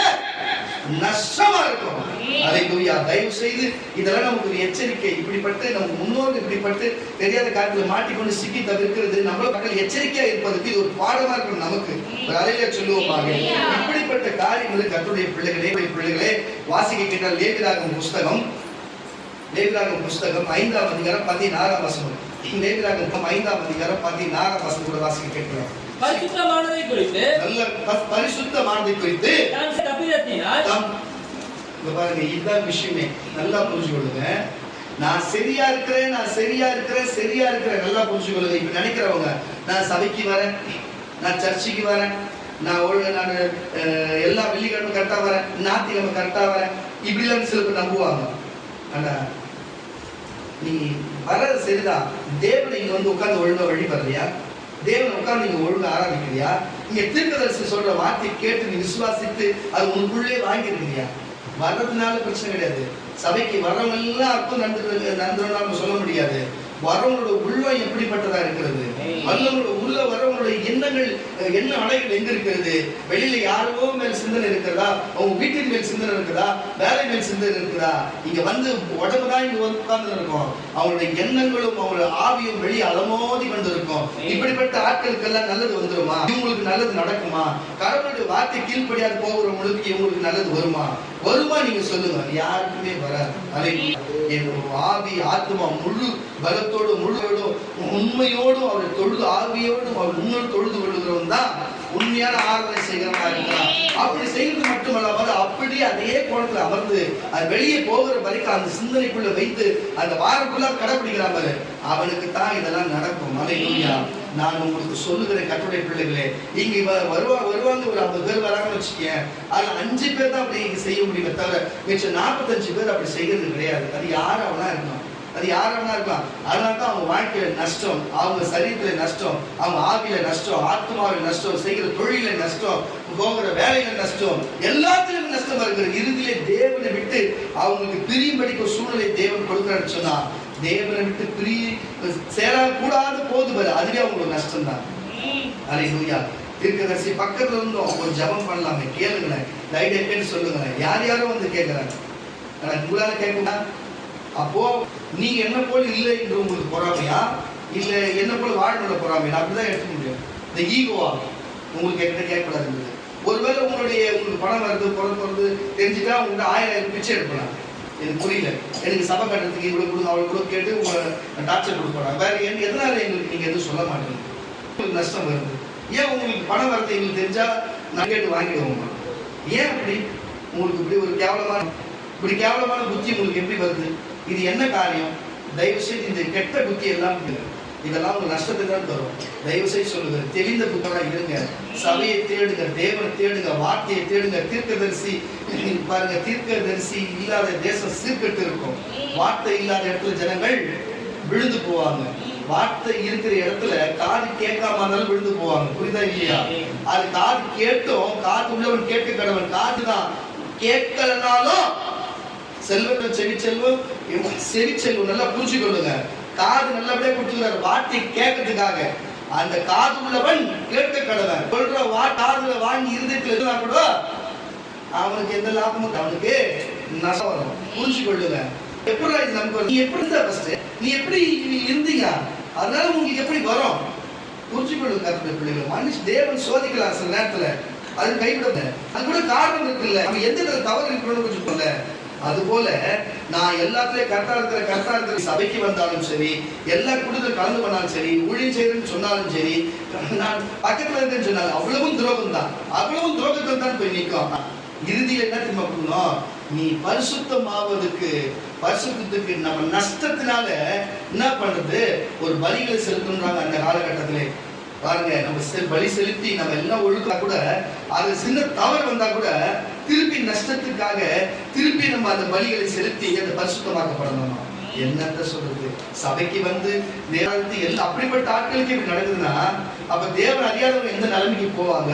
சபைக்கு வந்து வராதவங்க இருக்கிறாங்க எத்தனையோ பேர், அவங்க எந்த நிலைமைக்கு போவாங்க பாருங்க. ஊழியம் செய்யறவங்களுக்கே இந்த நிலைமை இருக்குதுன்னா வாசிப்பா புரியுது வசனம். பரிசுத்தமானதை குறித்து நான் செய்த தப்பிதத்தினால் உண்டான நஷ்டத்தை செலுத்தி உண்டான நஷ்டத்தை செலுத்தி நல்ல நஷ்டத்தை செலுத்துறது இதே தப்பா வரல. தேவனுக்கு நம்ம செலுத்துறது நஷ்டமா? ஆனா வேத வசனம் சொல்லுது நஷ்டம்தான். ஒழுங்கா கரெக்டான செலுத்திருந்தா உனக்கு ஏன்டா நஷ்டம்? புரியுதா? இப்போ நீ செய்ய எல்லாத்தையும் கஞ்சிர ஒண்ணு தவறுனால செய்யறதுக்காக நஷ்டம் நீ செய்யற, வேற வழியில செஞ்சுதான் ஆகணும்ன்ற திட்டத்தை நஷ்டத்தை செலுத்தி அதனோடு ஒரு பங்கு அதிகமா கூட்டி ஆசாரியனுக்கு கொடுப்பாயாக நிவாரண பலியாக ஆட்டுக்கடாவினாலே அவனுக்காக ஆசாரியர் பாவ நிவர்த்தி செய்ய கடவன். அப்பொழுது அது அவனுக்கு மன்னிக்கப்படும். போதும். இப்படி ஒரு காலம் இருந்தது, இப்படி செய்தாங்க. இத்தனைக்கும் கரெக்டா இருக்கிறவனுக்கு இந்த நிலைமை ஆயிடுச்சான். அப்ப இப்போ நான் கரெக்டா நடக்கிறேன்னு சொல்லி நிக்காம விழுந்து போறாங்களே ஒருத்தவங்க பாருங்க. நல்லா ஒண்ணு சொல்றேன், குருளுக்கு நல்லா அப்படி காமிச்சா போற வழியில சொல்லுங்க. ஏன்னா போக முடியாது. ஒரு கண்ணு தெரியறவங்க வழி காட்டலாம். ஒரு குறிப்பிட்ட ஜனங்க என்ன செய்யறாங்கன்னா இவங்களே குருடரா இருக்கிறாங்க. இவங்க போய் மற்றவங்களுக்கு வழிகாட்டுறதுக்கு நாங்க பாத்துக்கிறோம், இங்க இல்ல நாங்களே சபை நடத்துறோம், நாங்களே நடத்துவோம், சபை உருவாக்கி காட்டுவோம். பைத்தியமே அரலூசை அஞ்சறிவே கூட ஞானம் வேணாம். முதல் நீயே நிக்க விழுந்து போற, முதல் உனக்கே முழுசா என்னன்னு தெரியல, உனக்கே 1008 பிரச்சனை, உனக்கே நீயே நிக்க முடியல, நீயே பெண்டு வாங்கி யார் மாண்டி நிக்கிற அளவுக்கு இருக்குது, உனக்கே யாரும் கைத்தாரமா பிடிக்கணும், நீ போய் இன்னொருத்தவங்களை தூக்கி விடுற. தூக்கின் பறக்க அதுதான் நிச்சயமா.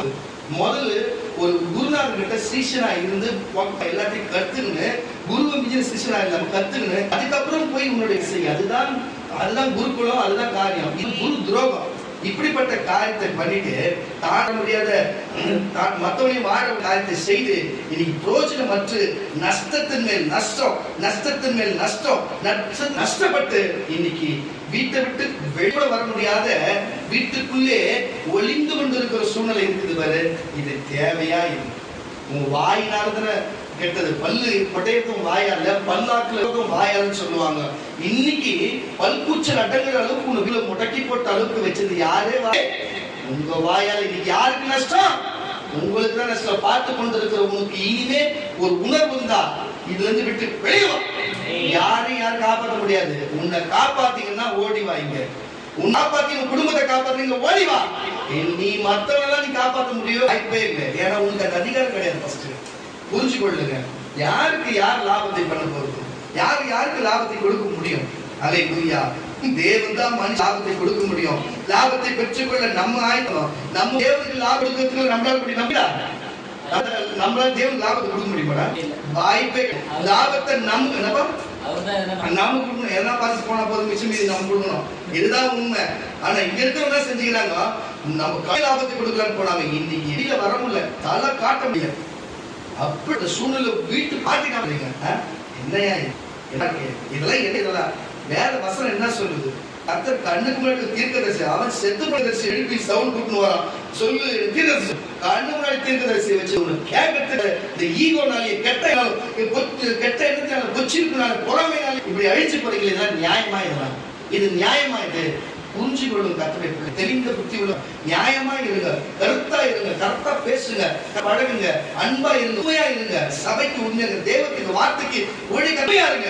தேவன் உங்களோட உண்மையா இருப்பாரு. கொஞ்சம் புரிஞ்சுங்க பண்ற. இப்படிப்பதான் ஆனா இறுதியில என்னாச்சு? லாபத்தை இயேசுக்கு கொடுக்குறாங்க. ஆனா இறுதியிலே அவங்க நஷ்டப்பட்டு வெளியே கூட வர முடியாது இருக்கிறது. நான் மறுபடியும் சொல்றேன், இயேசுதான் நமக்கு லாபத்தை கொடுக்கணும். இயேசுக்கு ஒரு காலம் நம்ம எந்த லாபத்தையும் கொடுக்க முடியாது. கொஞ்சம் வாசியா வசனத்தை.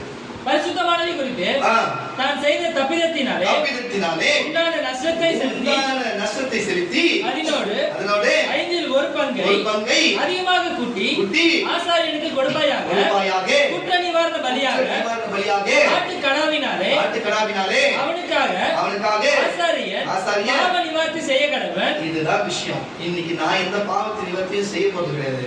உன் மனசுல குற்ற உணர்வு இப்படி இருக்குதா? நீ ஒழுங்கா சர்ச்சை வந்து நம்ம இப்படி பண்ணிட்டோம்னு தோணுதா? நம்ம இப்படிப்பட்ட காரியத்தை தேவனுடைய அஸ்திபாரமா நம்ம தேவனை வைக்கல, தீர்க்க தரிசித்தை நம்ம கேட்கல, ஜபிச்சுக்கல, நம்ம ஈகனோட போயிட்டோம் அப்படி தோணுதா? தயவு செய்து நீ ஒப்பு கொடுத்து விடு. ஆண்டவரே நான் செஞ்ச தப்புதான், நான் தப்புன்னு சொல்ல வரல, தப்பு இல்லைன்னு சொல்ல தப்புதான், என்னை மன்னிச்சிருங்க.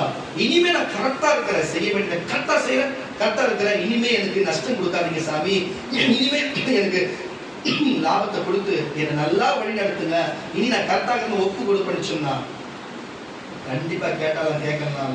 நீங்க கிறிஸ்துவை ஒப்பு கொடுத்த லாபத்தை கொடுக்க வல்லவராக, லாபத்தின் மேல் லாபத்தை கொடுக்க வல்லவராக இருக்கிறார், லாபத்தின் மேல் லாபத்தை கொடுக்க வல்லவராக இருக்கிறார். ஆனா சில நஷ்டத்தில் தான் அழிய வேண்டும் என்று சொன்னார்.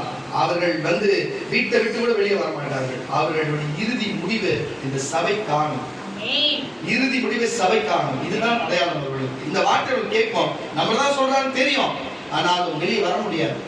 ஏன்னா விசுவாசம் அப்படிப்பட்ட ஒரு பெரிய கட்டை போட்டான். எடுக்கிறதுக்கு நீங்க எழுந்துறீங்களா? உங்களுக்கு என்னடா வல்லமை வந்து நீங்க எழுந்து வந்துக்கிறீங்க? உங்களுக்கு எவ்வளவு திமிரு இருக்கும், கோபம் வருமா வராதா? அதுக்குன்னு ஆள் இருக்கிறாங்க. ஒரு போலீஸ்காரன் தான் மக்களுக்கு தப்பு பண்ண நடத்த முடியும். ஒரு நல்லா பார்த்துங்க, ஒரு மிலிட்டரி தான் போயிட்டு நாட்டை காப்பாற்ற முடியும். ஒரு பொதுமக்கள் போய் ரோட்ல இருக்கிறவங்க நான் வந்து தப்பு பண்றான் அஷ்டான விட்டுருவாங்களா? யாரு தப்பு பண்ணா? அவன் தப்பு பண்ணா. நான் போலீஸ் நாங்க எங்க இருக்கிறோம், மிலிட்டரி நாங்க கைத்தா மட்டும் 2 வச்சு ஜெயில போடணும் போட மாட்டாங்களா? அப்போ அதுக்குன்னு ஒரு அதிகாரமும் ஒரு உடை இருக்குதா இல்லையா? அப்போ அது போட்ட முதல்ல பண்ணணும். ஊழியக்காரன் தேவன் அழிச்சது யார புரிஞ்சுக்குங்க. அவங்க தான் செய்ய முடியும். புரியுதா? எல்லாமே செஞ்சிட முடியுமா? இந்த மதம் என்ன ஏதுன்னு தெரியாத அப்படியே போய் செய்யறது, இப்படி போய் மாட்டிக்கிறது, அவங்களும் வெளில வர முடியாது, சிக்கிக்கின்னு இருக்கிறது, வெளியே வர முடியாது, சிக்கிறது. உன்னை காப்பாத்துறா, ஃபர்ஸ்ட் உன் குடும்பத்தை காப்பாத்துறா. அடுத்தவ சபையை போய் காப்பாத்துறது போற இடம் நியாயமாடாதுலாம். செக் என்ன வாழ்க்கை இது? இப்படி கடவுள் சபையை காப்பாற்றுறது கூட கடவுள் உங்களை வந்து தூக்கி உயரத்துல வச்சிருவாரு, தம்பியாச்சும் உங்க உயரத்துல வச்சிருவாரு. இன்னைக்கு நிலைமை என்ன நிலைமை? இருக்கிற நிலைமையோட உங்க நிலைமை எங்க போச்சு? புரிஞ்சுங்க. கரணம் தட்டி விளையாட சொல்லு, கரணம் தட்டி விளையாட சொல்லு. இப்படிப்பட்ட காரியங்களுக்கு கர்த்தருடைய பிள்ளைகளை வெளியே வா, உன் எண்ணத்தை விட்டு வெளியே வா, உன் புத்தியை விட்டு வெளியே வா, தெளிவடை, கர்த்தர்கிட்ட மன்னிப்பு கேளு. ஆண்டவரே செஞ்ச தப்புதான், இனிமே நான் கரெக்டா இருக்கணும். என் வருமானத்துல நஷ்டம், என்னோட வியாபாரத்துல நஷ்டம், வேலையில பண நஷ்டம், மான நஷ்டம், குடும்பத்துல பிரச்சனை, அப்படி இப்படி எனக்கு எல்லாமே லாபம் இல்லாம நஷ்டமா தான் இருக்கிறது. ஆனா வாழ்க்கை நான் இருக்கிறதே எனக்கு நஷ்டத்தின் காரியம் தான் இருக்குது என்று உன் மனசுல பட்டா தயவு செய்து மன்னிப்பு கேளு. தேவனை மாத்தி உனக்கு கர்த்தர் லாபத்தை கொடுக்க வல்லவராக இருக்கிறார். ஆனா சில கேட்டகரியான மக்கள் இருக்கிறாங்க, அவங்களுக்கு கர்த்தர் இதெல்லாம் மன்னிப்பு கேட்டிருப்பாங்க, அவங்க லாபமா வச்சிருப்பாங்க, கர்த்தர் செய்யற காரியத்தை எல்லாத்தையும் லாபமா வரும். ஆமா, நான் ஒரு முன்னாடி யாரு தெரியலடா, ஒரு அழியா சொல்லுங்களேன். எதுக்கு சொல்றேன்னா, இப்படிப்பட்ட காரியம் இருக்கும் பொழுது நான் சொல்லுகிற கர்த்தருடைய பிள்ளைகளே, ஆனா இப்படி லாபமா இருந்தா கூட அதையும் தனக்கு இயேசுக்காக நஷ்டமாய் விட்டு வேலை செய்ய வருகிறோம். சபையில யாருமே இல்லை, ஒரு குடும்பத்தை தவிர. ஒரு அலையில சொல்லுங்க, நீங்களே புரிஞ்சுக்கணும். அப்புறம் உங்களுக்குள்ளதான் முடிக்கிற வேலையை பார்த்துக்கிறீங்க, கர்த்தர் முடிச்சிருப்பாரு, அது வேற. ஆனா இது வச்சுட்டு முடிக்கிறத நான் வீட்டை போட்டு வைக்கிறேன். உங்களுக்கு அச்சின் மாய் அலை அச்சின் யாருன்னா ஒருத்தர் வாங்க, அவங்க நான் கவர் பண்றேன். ஒரு அலையில சொல்லுங்க, சபையை இடித்து போட்டு சபையை இடிச்சு போட அவங்க இடிச்சு போடுவாரு. அவங்க சபையை கெடுக்கிற விட என்ன பண்ணுவாரு? தேவன் கெடுப்பாரு. கெடுப்பாரா இல்லையா? கெடுப்பார், கெடுக்க வைப்பார், கெடுப்பார். அல்லேலூயா. கரங்களை தட்டி ஒரு அலையில சொல்லுவோம், கரங்களை தட்டி ஒரு அலையில சொல்லுவோம். வாசி கேட்கலாம். மத்திய எழுதின சுவிசேஷம் புஸ்தகம் இதுவரைக்கும் உலகத்துக்குரிய, நம்மளுடைய வாழ்க்கைக்குரிய, நம்மளுடைய பொதுமக்களுக்குரிய பொதுவான காரியத்தை குறித்து இதுவரைக்கும் எது நஷ்டம் வருது, என்னென்ன நஷ்டம், எது லாபம் என்பதை குறித்து ஒரு குறிப்பிட்ட காரியத்தை குறித்து பார்த்தோம். நான் ஏன் நஷ்டம் என்னது லாபம் என்னது ஏன் உங்களுக்கு ஆரம்பத்தை சொல்லாம நான் போனா, நஷ்டம் உங்களுக்கு தெரியாதா? தெரியணும் விளைய சொல்லி நீ கூட கம்மன் இருக்கிற சொல்லிட்ட. நீ வெளில போனமா எப்படி? நீ வெளில போனமா எப்படி? நான் அப்புறம் யாராவது சொல்லி வெளில சொல்றேன் சொல்லிட்டேன். நீ இருக்கிறியாடா? ஃபர்ஸ்ட் நீ ஒரு அழகா சொல்ல, நீ ஏன் கம்மன் இருக்கிற? அப்பயாச்சும் அவங்களுக்கு ஐயோ சொல்லணும்னு சொல்ல, கூட இருக்கிற ஆளே இப்படி இருக்கீங்களாடாப்பா. அப்போ லாபம் என்ன உங்களுக்கு தெரியணும் விளைய சொல்லுங்க, நஷ்டம் என்ன உங்களுக்கு தெரியணும் விளைய சொல்லாத நேரடியா வசனத்துக்கு வந்து. ஏன்னா மற்ற காரணம் நம்ம சொல்லி புரிய வைக்கணும். ஏன்னா நம்ம வாழ்க்கையில லாபத்தை பார்த்து பல வருஷம் ஆகுது, ஃபுல்லாவே நஷ்டத்தை தான் பார்த்துருக்கோம். ஆமென், அல்லேலூயா. இப்படிப்பட்ட காரியம் இருக்குது. ஆனா இப்படிப்பட்ட காரியத்திலும் தேவன் கவனித்து சிலரை பார்க்கிறார். அப்படிப்பட்ட ஆட்கள் மட்டும் இப்படிப்பட்ட காரியத்தை செய்வாங்க. எப்படிப்பட்ட காரியம்னா, வாசிக்கைகளை மத்தேயு எழுதின சுவிசேஷ புஸ்தகம் 16ஆம் அதிகாரம் 26ஆம் வசனத்தை கூட மத்தேயு 16:26 வாசிக்க கேட்கலாம். மனுஷன் உலகம் முழுவதையும் ஆதாயப்படுத்திக் கொண்டான். அதான் சொன்ன, உலகம் முழுசுலயும் அவனுக்கு எல்லாத்தையும் லாபமாய் அவனுக்கு ஆயத்தப்படுத்தினா, தன் ஜீவனை நஷ்டப்படுத்தினான். உயிரை அவனுக்கு நஷ்டப்படுத்தினான். உயிரை நஷ்டப்படுத்தினான். உயிரை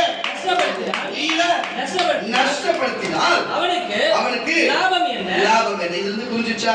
அப்போ உனக்கு பணத்திலே நஷ்டம், உனக்கு வேலையில நஷ்டம், வீட்டிலே நஷ்டம், நம்ம எந்த தொழில் செய்யற நஷ்டம், ஒரு வியாபாரம் பண்ண நஷ்டம், எது செய்தாலுமே நஷ்டம், ஒரு வேலைக்கு போன நஷ்டம், குடும்பத்துல எது பேசுற நஷ்டம், தப்பா வந்தா நஷ்டம் தானே, அப்படிதான் எடுத்துக்கணும். ஆனா அப்படி இருக்கும்போது தன் உயிரை அவன் உலகம் முழுவதிலுமே அவன் பணத்தை சம்பாதித்து பாருங்க, பணத்தில் பெருகி அவன் லாபம் அடைந்து, ஒரு வருமானத்தில் லாபம் அடைந்து, பாத்தீங்கன்னா நம்ம நஷ்டப்பட்டவன் இருக்கிறோம். ஆனா இயேசுவை ஏற்றுக்கொள்ளாதவன், இயேசுவை அறியாதவன், இயேசுக்கு அறிஞர் என்று சொல்லி பெயர் கிறிஸ்தவன், இப்படிப்பட்ட ஆட்கள் நாத்தியம் சபைக்கு போக மாட்டார்கள். அப்படி நாத்தியம் சபை நம்மளை போல சபை நடத்துறவர்களை பார்த்து கூட வீம்பு பண்ணுகிறவர்கள், இப்படிப்பட்ட வார்த்தை பேசுகிறவர்களா அவங்களுக்குள்ளே நினைச்சிருப்பாங்க லாபம் நினைச்சு. அட பாவிங்களா, உன் வாழ்க்கையில ஒன்று தரமானது ஏதாவது தேவன் செய்திருக்கிறாரா? தரமான காரியம் எதனா உன் வாழ்க்கையில செய்திருக்கிறாரா? உன் வாழ்க்கையை ஒன்றுமில்லாத காரியமான தரமான காரியத்தை செய்திருக்கிறார் என்பதையும் விளங்காது இருக்கிற புத்தி கெட்ட ஜனங்கள் இருக்கிறார்கள். நான் சொல்லுகிற கர்த்தருடைய பிள்ளைகளே, ஒருத்தன் பணத்தை மட்டும் சம்பாதித்து விட்டா, ஒருத்தன் மட்டும் வேலையை மட்டும் செய்து விட்டு அதில் பணத்தை சம்பாதித்து விட்டா, பொருளை சம்பாதித்து விட்டா, இப்படிப்பட்ட காரியத்தை செல்வாக்கையும் சம்பாதித்து விட்டால் மட்டும் போதாது, அவன் உயிரையும் அவன் சரீரத்தை ஆவி ஆத்மாவையும் நஷ்டப்படுத்தினா அதனால அவனுக்கு லாபம் என்ன? சம்பாதிக்கிறது எல்லாமே அந்த ஆவி ஆத்மா சந்தோஷமா வாழ்வதுக்கு தானே, புரியுதா இல்லையா? அதை அவன் நஷ்டப்படுத்தி செத்துட்டானா பாதியில, அதுல என்ன இருக்கு லாபம்? அதுல என்ன லாபம் வருது? அப்படி ஒருவேளை அவன் ஆவி ஆத்மா அது அவனை விட்டு செத்துருந்தாலோ, அவன் பாவம் மன்னிப்பு பரலோக நித்திய ஜீவன் பெற்றிருந்தா அது எங்க போகும்? பரலோகத்துக்கு போகும். ஆனா அது நஷ்டப்படுத்தி இருக்கிறானே, இந்த பூமியில இருக்கிற பணம் உங்க பேரும் புகழ் அவனுக்கு கொடுத்தா மட்டும் அதுல என்னத்தில் லாபம் வந்துட போகுது? இன்னைக்கு உனக்கும் எனக்கும் பார்த்தனா சில நேரத்துல சின்ன சின்ன காரியத்துல தொய்வு, சின்ன சின்ன நேரத்துல நஷ்டம், சின்ன சின்ன காரியத்துல நமக்கு வரும் பொழுது இன்னைக்கு நமக்கு எச்சரிக்கை கொடுத்து நாளைல இருந்து நம்ம சரி பண்ணிட்டோம்னு வச்சுக்கேன். ஆனா நம்மளுடைய ஆத்மா ஒரு நாள் நஷ்டப்படாது, லாபமான பரலோகத்துக்கு போயிடும் என்பதை மட்டும் இன்னைக்கு நான் தெளிவாக சொல்கிறேன். அப்போ அப்படிப்பட்ட காரியம் நமக்கு கொடுத்திருக்கிறாரு. இன்றைக்கு நீங்க பார்க்கிற பார்வையில மற்றவர்கள் எல்லாரும் இன்றைக்கு சபைக்கு வரல, தேவன் தெரியல, ஆனா அவர் செல்வாக்கோட இருக்கிறார்கள் என்று சொன்னா, ஏசு அதான் இந்த பூமியில சொன்னாரு, அதை அவன் ஆவி ஆத்மாவை நஷ்டப்படுத்தினா அவனுக்கு லாபம் என்ன? அவனுக்கு லாபம் என்ன? அவனுக்கு லாபம் கிடையாது, நஷ்டம் தான். ஆனா இன்னைக்கு நஷ்டப்பட்டு இருக்கிற மாதிரி இருந்தாலும் பாவ மன்னிப்பு பரலோக ராஜ்யம் என்னும் லாபத்தை பெற்றிருக்கிறவங்க, ஒண்ணுமே தெரியாத லாபத்தை பெற்றிருக்கிறவங்க நீயும் நானும் தான். மனசுல வச்சுக்கிட்டு கட்சி விளைய சொல்லுங்க. வெளியரங்கமாக அவன் லாபத்தை சம்பாதித்து விட்டு நஷ்டமடையாதவனை போல் இருக்கலாம். இனி நஷ்டமடைந்தது போல் இருந்தாலும் ஆவி ஆத்மா பரலோகத்துக்கு போகும் என்ற இருக்கிறோம். புரிஞ்சுக்க, வாசிப்பார் வசனத்தை. மனுஷன் உலகம் ஆதாயப்படுத்தினாலும் தன் ஜீவனை நஷ்டப்படுத்தினால் அவனுக்கு லாபம் என்ன? லாபம் என்ன? மனுஷன் ஜீவனுக்கு ஈடாக நல்ல கேட்டுங்க, உயிருக்கு என்னத்தை கொடுப்பான்? மனுஷகுமாரன் தம்முடைய பிதாவின் மகிமை பொருந்தியவராய் தம்முடைய தூதரோடு கூட வருவார். அப்பொழுது அவனுக்கு கிரியைக்கு தக்கதாக, அவனுக்கு பதிலுக்கு செயலுக்கு தக்கதாக அவனுக்கு பலனளிப்பார். கண்டிப்பா அவனுக்கு பதிலளிப்பார். இங்கே நிற்கிறவர்கள் சிலர் மனுஷகுமாரன் தம்முடைய ராஜ்யத்தை வருவதை காணும் முன் மரணத்தை ருசி பார்ப்பதில்லை என்று மெய்யாகவே உங்களுக்கு சொல்லுகிறேன். அப்ப அப்படிப்பட்ட காரியத்தை கர்த்தர் நமக்கு வைத்திருக்கும் பொழுது உலக நஷ்டம் என்னையா? நஷ்டம் நஷ்டம் நஷ்டம் என்று சொல்லி உன் ஆவி ஆத்மாவை காத்து பரலோகத்துக்கு சேர்க்கிற வேலையில நீ தெளிவா இருந்திருக்கிறவரு, அதுதான் எனக்கு லாபம். அல்லேலூயா. சரி, உங்களை பொறுத்த வரைக்கும் நான் கரெக்டா இருந்திருக்கிறேன், சின்ன சின்ன நஷ்டம் வந்தது, சரி அது கர்த்தர் நீங்க வந்து எங்களுக்கு மாத்தி லாபத்தை கொடுத்துருவாருன்னா ஒரு அப்போ இனிமே எங்களுக்கு உலக ரீதியா ஒரு லாபம் வரும்னா, அப்போ நம்ம பரலோகத்துக்கு போகிற ஆவி ஆத்மால ஒரு லாபம் வரும்னா ரைட், நமக்கு வருது. ஆனா இப்படி இருக்குது. ஆனா உங்களால தேவனுக்கு எந்த லாபமும் இல்லைன்னு நான் சொல்றேன். நீங்க என்ன நினைக்கிறீங்க? எனக்கு தெரிஞ்சு அவருக்கு லாபம் இல்லை. எனக்கு தெரிஞ்சு இந்த சபை வச்சுக்கிறதுனால எனக்கு தெரிஞ்சு உங்களால எனக்கு எந்த லாபமும் இல்லை. ஏன்னு சொல்றேன்னா, தேவனுக்கே லாபம் இல்லைன்னும் போது நான் மட்டும் சின்ன தெய்வமா நான் எனக்கு கூட லாபம் வந்துருக்கு. ஊர்பட்ட திட்டு, ஊர்பட்ட பின்னால பேசுற பேச்சு, எல்லாத்தையும் கலகம் நாடுறதால இந்த மாதிரி எல்லாம் காரியத்தை பண்ணி நானும் யாரையும் விசாரிக்காம நான் அமைதியா போற பாருங்க, எனக்கு நஷ்டம் தான் இருக்குதுன்னு சொல்லுவேன். எல்லாம் அப்பப்போ கேட்டு உங்களுக்கு தொத்தி விட்டுருந்தா வச்சுங்களேன், வராத்து மனசு கரெக்டாக இருந்திருக்கும். நான் பண்ண தப்பு அதெல்லாம் சரி பரவாயில்ல இருந்துட்டு போட்டோம், கருத்து எல்லாத்தையும் மன்னிக்கணுன்றதுனால விட்டு வச்சிடறேன். உங்களுடைய கத்தரை நியாயம் திருன்னு விட்டுறேன், கத்தர் உங்களுக்கு நியாயம் திருப்பேன், அது வேற. ஆனால் ஒரு காலத்தை நான் உங்களுக்கு சொல்றேன், அதிகமாக இருக்கு என்ன தெரியலையே. சரி, எதுக்கு இதை சொல்றேன்? நான் கத்துடைய பிள்ளைகளை நல்ல காரியத்தை உங்களுக்கு நான் ஒரு எச்சரிக்கை சொல்றேன். எதுக்கு இதை சொல்ல? நான் காலையில சொல்ல நீங்க ஆமிகள் அதிகமாக சொல்லும்போது கட்சிங்க. இப்போ நான் உங்களுக்கு சொல்றேன், உங்களுக்கு என்ன சொல்றேன், உங்களால லாபம் நான் சொன்னேன். நீங்க என்ன தெரியுமா நினைச்சிட்டு இருப்பீங்க? ஸ்ட்ரெயிட்டா ரொம்ப எனக்கு என் குடும்பத்துக்கு லாபமா மாதிரியும் நீங்க லாபம் மாதிரியும் நான் பேசுறோம். நான் ஃபர்ஸ்ட் தேவனுக்கும் உங்களுக்கும் தேவன் தலையா இருக்கிறதுனால இந்த சனி ஒரு ஆளா இருக்கு அப்படி பேசுறேன். உங்களுக்கு தப்பான கணக்கு புரிஞ்சுக்குது. இப்ப நான் சொல்றேன் பாருங்க, வாசிங்க. நீதிமொழிகள் புஸ்தகம் 26ஆம் அதிகாரம். நீதிமொழி 26:6-8. நீதி 26:6-8 வாசிக்காத. இப்போ ஒரு வார்த்தையை சொல்லி ஒரு இடத்துல போய் சொல்லுன்னு சொல்லி அனுப்பான்னு நினைச்சுங்க. ஒரு மூடனா இருக்கிறவங்கிட்ட, அறிவில்லாதவங்கிட்ட, புரியாதவங்கிட்ட சொல்லி வச்சா சொல்லி அனுப்புறவன் கட்டி போட்டுடலாமா? சொல்லி அனுப்புறவனுடைய நான் சொல்றேன் என் காலை வெட்டி போடலாமா? அதுக்கு சமமா இருக்குதான். அப்போ உங்ககிட்ட ஒவ்வொரு நாளும் பரிசுத்த ஆவியானவர் ஒவ்வொரு நாள் இந்த வேலை பசத்தின் வழியா போய் ஒரு சுவிசேஷம் சொல்ல, ஒரு புது ஆத்மா வைக்கணும் வாயன், உன் குடும்பத்தில் உங்க அப்பா வைக்கணும் வாயன், உங்க அம்மா வைக்கணும் வாயன், உன் தம்பி வைக்கணும் வாயன், உன் தங்கச்சி வைக்கணும் வாயன், உன் அண்ணன் வைக்கணும் வாயன் சொல்லி உன் குடும்பத்துல ஃபர்ஸ்ட் வைக்கணும் வாயன், உன் ஃப்ரெண்டுக்கு வைக்கணும் வாயன். உனக்கு தான் அவ்வளோ ஃப்ரெண்டு இருக்கிறாங்க, அங்கே ஃப்ரெண்டு, ஆம்பளை ஃப்ரெண்டு இருக்கிறாங்க, பொம்பளை ஃப்ரெண்டு இருக்கிறாங்க, அங்கே ஃப்ரெண்டு இங்கே ஃப்ரெண்டு இருக்கிறாங்க. உன் ஃப்ரெண்டுகளை யாருன்னா வைக்கணும் வாயன், ஒரு நாள் வைக்கணும் வாயன். நீ இன்னும் மட்டும் விட்டுடு, நாம மற்றபடி நான் பேசி அவங்க புரிய வச்சிருன்னு எத்தனை தடவை நான் கெஞ்சிருப்பேன், எத்தனை தடவை தனியா பார்த்து பேசியிருப்பேன், எத்தனை தடவை சொல்லியிருப்பேன். ஆனா ஒரு நாள் நீங்க செஞ்சிருப்பீங்களா? வர்றது லேட்டு, போறது சீக்கிரம். நான் வேலை காட்டுறீங்க தெரியுமா? அதனால கடவுள் வச்சிருக்கிறாரு. வாசியன் வாசன் மூடன் கையிலே பாருங்க, அறிவில்லாதவன் கையிலே செய்தி அனுப்புகிறவர். செய்தி சுவிசேஷம் நற்செய்தி தானே, நற்செய்தி தானே, சுவிசேஷம் நற்செய்தி தானே. அந்த நற்செய்தி சொல்லணும் தானே.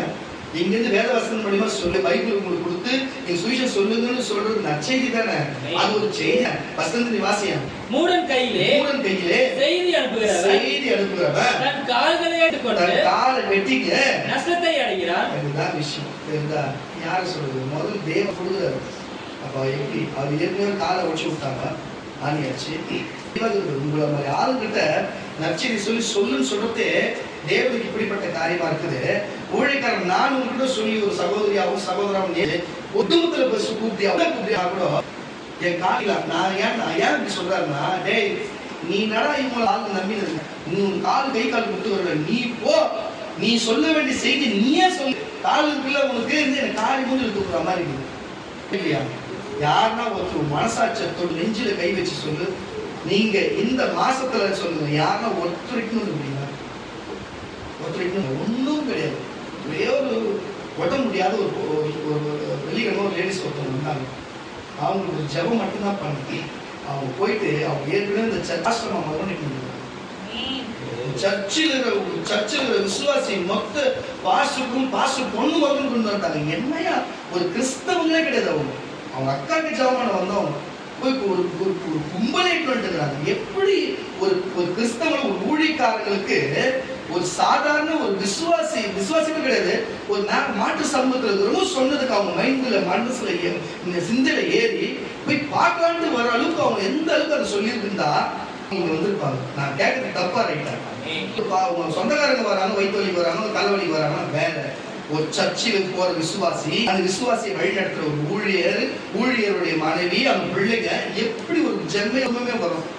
சொல்லுங்க. அங்க எந்த அளவுக்கு நந்துரம் போல நச்சு நம்ம போட்டிருந்தா இங்க வந்து தப்போ ரைட்டவங்க நான் நல்லவனும் கெட்டவனும் என்ன பார்க்கணும் இங்க வரணும்னு வந்துக்கிறாங்கன்னா அவன் சொன்ன ஆள் எப்படிப்பட்ட இந்த செய்தி அது எந்த அளவுக்கு தெளிவாக போயிருந்து பாருங்க. ஆனா அதுவே நம்ம வந்து ஊழியத்தை கற்றுக் கொடுத்து நம்ம ஆராதனை பண்ண வச்சு நம்ம சன்னிதியானம் பண்ண வச்சு நம்ம அது அபிஷேகம் கொடுத்து நம்ம ஒரு ஆராய்ச்சி நிறுத்தி நம்ம செஞ்சு நம்ம ஊழியத்தில் அவங்க பேரை வந்து தெரியணுன்றதுக்காக நம்ம ஃபேஸ்புக்கில் யூடியூப்ல போட்டு அவங்க முகத்தை பழகப்படுத்தி நம்ம செஞ்சு கூட இந்த பசங்க இங்கே இருக்கிற ஊழியர் செய்கிறதுக்கு தன்னை ஒப்பு கொடுத்தவங்க ஏன் இந்த விசுவாசியே வரணும் கூட சரி என்ன ஞானத்தானே எவ்வளோ சட்டான தான் வருது போங்க நீங்களாம் இப்படியே இருங்க நீங்க எத்தனை நாளைக்கு இருங்க அவ்வளவுதான் ஒன்றும் கிடையாது. ஆனா வரும்போது நீ எல்லாம் கடவுளுக்கு எந்த ஊழியமும் செய்யலன்னு கர்த்தர் நியாயத்துக்கு தெரியும். எனக்காக நீ என்ன செஞ்ச உனக்காக என் உயிரே கொடுத்த உனக்காக பாவமணி பொருளாதார நித்தியசன் கொடுத்த நீ என்னத்தை கொடுத்தத சபைக்கு என்ன செஞ்ச நீ உதவியா என்ன செஞ்சியா சபைக்கு என்ன உதவி செஞ்சிருப்பியா நீ என்ன செஞ்ச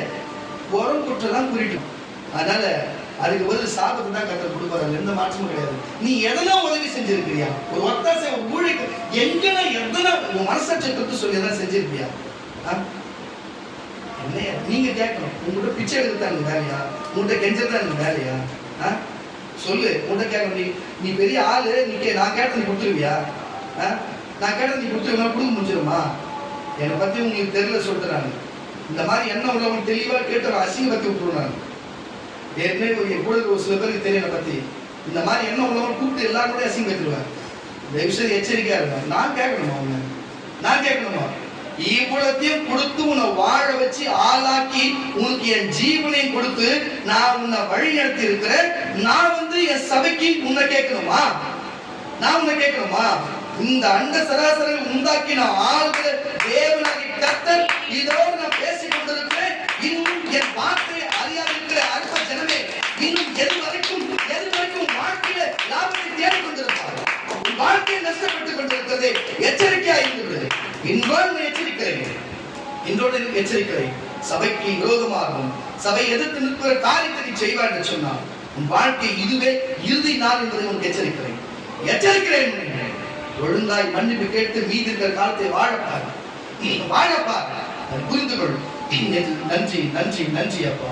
எதுக்கு இதை நான் உங்களுக்கு சொல்றேன் புரிஞ்சுக்க கத்தோடைய பிள்ளைங்களை. ஏன்னா பாருங்க யாரா இருந்தாலும் சரி இந்த சபைக்கு பாருங்களேன் நம்ம எத்தனையோ சுவிசேஷம் சொல்றோம் எதையோ நம்ம போய் சொல்லுங்க போய் பேசுங்க போய் சொல்லுங்க யாருன்னா ஒருத்தர் போய் இட்டு வரீங்களா ஏதாவது செஞ்சிருக்கிறீங்களா சொல்லுங்க பாருங்க. ஒரு புதுசா வந்தவங்க யாருமே தெரியல நம்மளை பார்த்து கூட தனிப்பட்டவங்க அவங்க நான் எதுவுமே செய்யல ஆனா அவங்க பாருங்க அந்த காரியத்தை செஞ்சுக்கிறாங்க. இவ்வளவு நாள் வரீங்களே மனுஷன் தான் கொஞ்ச நாள் நன்றி விசுவாசம் வாசியான பசங்க மூடன் கையிலே இதுதான் நீங்க எல்லாருமே வாசி மூடன் கையிலே செய்தி அனுப்புகிறவன் தன் கால்களை நான் வெட்டிக்கணும் ஏசப்பாவை வெட்டிக்கணும் நஷ்டத்தை அடைகிறான். நஷ்டத்தை எங்களுக்கு தான் நஷ்டம் உங்களுக்கு நான் சொல்லி அனுப்புறோம் நஷ்டம் அடைகிறான். நொண்டின் கால்கள் குந்தி குந்தி நடக்கும் குந்தி குந்தி நடக்கும். அப்படி மூடன் வாயிலுள்ள ஊமை சொல்லும் குந்தும் மூடனுக்கு கன்னத்தை கொடுத்த கவனிலே கல்வி மூளையிலே அகப்பட்டு பலவி வெறியன் கையிலே அகப்பட்டு உங்களை குண்டி கொள்ள அடிச்சு அந்த மாதிரி போயிடும். முள்ள வச்சு குத்துறது என்னங்க எப்படிப்பட்ட குண்டிகோட வச்சு அடியே திருப்பி அடிக்கிறது தான் முள்ள உங்கள்கிட்ட சொன்ன திருப்பி குத்துறது அவங்க கட்டி குத்துக்கிட்டு செய்யாத பூச்சிங்க இருந்த போச்சுங்களேன் இதெல்லாம் வரலாறு இருக்கும். நான் இன்னைக்கு பாருங்களேன் நான் இந்த சர்ச்சை வச்சு ஒண்ணு லாபம் எனக்கு என்ன லாபம் ஒரு நாடு பூமிக்கு வந்து லாபத்தை அனுபவிச்சிட்டாரு. அவர் உயிரை விட்டு போனதுதான் உண்டு எண்ணற்ற லாபத்தை. ஆனா ஒண்ணு மட்டும் சொல்றேன் கேட்டுங்க கத்தோடைய பிள்ளைகள் உங்களால எனக்கு எந்த லாபம் வேற இது பூமியில் இருந்தாலும் இல்லைனாலும் சரி யூடியூப் பேஸ்புக்ல கிட்டத்தட்ட 500க்கு மேற்பட்ட வீடியோ போட்டு நான் இல்லைனா கூட நான் தினமும் அந்த யூடியூப் பேஸ்புக்கு ஏன் அது மாதிரி வேற வந்தாலும் சரி யாரோ நல்லவங்க இருந்து அதுல அதை அப்லோட் பண்ணிடுவோம். எப்படி நான் எவ்வளோ அதை அப்ளை பண்ணிடுவாங்க வார்த்தை எப்பயுமே இருந்துட்டே இருக்கும். நான் பூமியில இருந்து என்ன வேலை செய்யணுமோ அந்த ஏற்கனவே 500 வீடியோ கிட்ட நான் போட்டு வச்சிட்டேன். நான் இருந்தாலும் அந்த வீடியோ அந்த வேலை செஞ்சிடும். அப்படி நான் இன்னும் கொஞ்சம் காரியம் செய்யணும். ஒன்று விக்கி செய்யணும் இல்லைன்னா என் பையன் செய்யணும். நான் அதுக்கு முன்னாடி விக்கி இருந்து என் பையனுக்கு அதை கற்றுக் கொடுத்துட்டு போயிடுவான். அவ்வளோதான் தவிர மற்றபடி நான் இல்லாத நஷ்டமா போனா கூட நான் பேசின வார்த்தை இன்னைக்கு வரைக்கும் இருக்கு. இன்னைக்கு வரைக்கும் சும்மா 1000 கிட்ட இருக்க மெசேஜ் நான் கொடுத்தது இன்னமும் நான் எல்லாத்தையும் நோட் பண்ணி இன்னைக்கும் நான் அதை வச்சிருக்கிறேன். அது ஒரு காப்பி எப்பயுமே நான் விக்கி கிட்ட கொடுத்தே வைப்பேன். நீ அதை பயன்படுத்தி இன்னைக்கும் சரி. இன்னைக்கு நாங்க பேசின இந்த காப்பி இதை நாங்கள் ரிஜிஸ்டர் பண்ணிடுவேன். ஏன்னா அது அடுத்த வாட்டி கொடுக்க மாட்டேன், ஒரு வாட்டி தான் கொடுப்பேன். ரிஜிஸ்டர் பண்ணிடுவோம். அதோட விக்கிக்கு அந்த காப்பி கொடுத்துருவேன். இன்ன வரை 1000க்கு மேற்பட்ட மெசேஜ் இருக்குது. அது ஒண்ணுமே கிடையாது. இதுக்கப்புறம் அந்த ஒரே ஒரு புத்தகம் வச்சுங்களேன், விக்கி கிட்ட கொடுத்துட்டோம்னா அவன் உட்காந்து கஷ்டப்பட வேண்டிய அவசியம் கிடையாது. அழகா போயிடுவான், அழகா நடத்துவான். ஒரு சுவிசேஷ கையில் அது கொடுத்தாங்கன்னு வச்சுக்க, அல்வா மாதிரி அவனுக்கு. ஆனா புரிஞ்சுக்கொள்ள கர்த்தருடைய பிள்ளைகள், கர்த்தர் அவ்வளவு காரியத்தை கொடுத்து வச்சிருக்காரு, அவ்வளவு காரியத்தை சொல்லி வச்சிருக்காரு. தயவு செய்து புரிஞ்சு நடத்துங்க. தயவு செய்து அல்லேலூயா. எது நஷ்டம், எது லாபம், எது லாபத்தை குறிக்கிறது, எதத்தை குறிக்கிறது என்று நீங்களே புரிஞ்சு கொள்ளுங்க. வாசிக்க கேட்கிறார். யோபுவின் புஸ்தகம் 5ஆம் அதிகாரம். யோபுவின் புஸ்தகம் 35ஆம் அதிகாரம் 6-7 வாசியம். நீர் பாவம் செய்தால் அதனால் அவருக்கு என்ன நஷ்டம்? நீ வார்த்தை கேட்காத, நீ வசனத்தை கேட்காத, ஊழியக்காரன் பேச்ச கேட்காம நீ எடுத்து பேசி ஒரு காரியம் செய்யறதுனால அது பாவமா நிற்கும். நீ பாவம் செய்யறதுனால தேவனுக்கு தான் நஷ்டம். அவருக்கு எந்த லாபம் நஷ்டம் இல்ல. அதனால நீ பாவம் செஞ்சா மட்டும்தான் அவருக்கு நஷ்டம். ஐயோ, உலகத்துல இருக்கிற எல்லா மக்களும் பாவம் செஞ்சா தேவனுக்கு ஏதோ பாதிப்பு வந்ததுனால பாவத்தை நம்ம காப்பாத்துறாரா? நீ என்னாலும் பாவம் செஞ்சா நரகத்துக்கு போற நமக்கு தான் நஷ்டம். புரியுதா இல்லையா? இன்னும் பரிசுத்தமாயி ஜனத்தொகை அதிகமா இருந்தா தான் ஒரு கஷ்டம். நீங்க 1000 பேர் இருக்கிறதுல ஒரு 100 பேர் உட்கார்ந்தா ஃப்ரீயா இருக்கும் இடம். அவருக்கு அது ரொம்ப ஈஸியா தானே இருக்கும். ஆக மொத்தம் எப்படி பார்த்தாலும் அவருக்கு லாபம் தான். ஆனா நீ பாவம் செய்தா அவருக்கு எந்த நஷ்டம் கிடையாது. நீ போய் நரகம் போட்டு நீ தான் போறன்ற வாசி அந்த வசனத்தை. நீங்க பாவம் செய்தா அதனால் என்ன நஷ்டம்? அதுல என்ன நஷ்டம்? உங்களுடைய மீறுதல்கள் மிகுதியாகும். உங்கள் மீறுதல்கள் மிகுதியாகும். அதனாலே அவருக்கு என்ன சேதம்? நான் நீதிமானா இருந்தா அதனாலே அவருக்கு என்ன கிடைக்கும்? அல்லது அவர் தம்முடைய கையிலே என்ன லாபத்தை பெறுவார்? நீ நீதிமானா இருந்தாலும் அவருக்கு என்ன லாபம்? நீ பாவம் செய்தா அவருக்கு என்ன நஷ்டம்? உம்முடைய பாவத்தினாலே போன்ற மனுஷர்களும் நஷ்டமும் உம்முடைய நீதியினாலே மனுபுத்திரனுக்கு லாபமும் உண்டாகும். அநேகரால் பலவந்தமாய் ஒடுக்கப்பட்டவர்களும் வல்லவர்களுடைய புயத்தி நிமித்தம் ஒரு அல்லேலூயா சொல்லுங்களேன். அப்ப நான் சொன்ன ஒரே கருத்து, நீ பாவம் செய்து இப்ப வார்த்தையெல்லாம் கேளாம நீ திமிர் பிடிச்சு நீ அமைதியா இருந்து கேளாம போனாலும் சரி, என்னதான் பேசுறாரு, எப்படிதான் தான் பேசுறாரு சரி, எதுன்னு போனாலும் சரி, நீ செய்யறதுனால தேவனுக்கு என்ன லாபம்?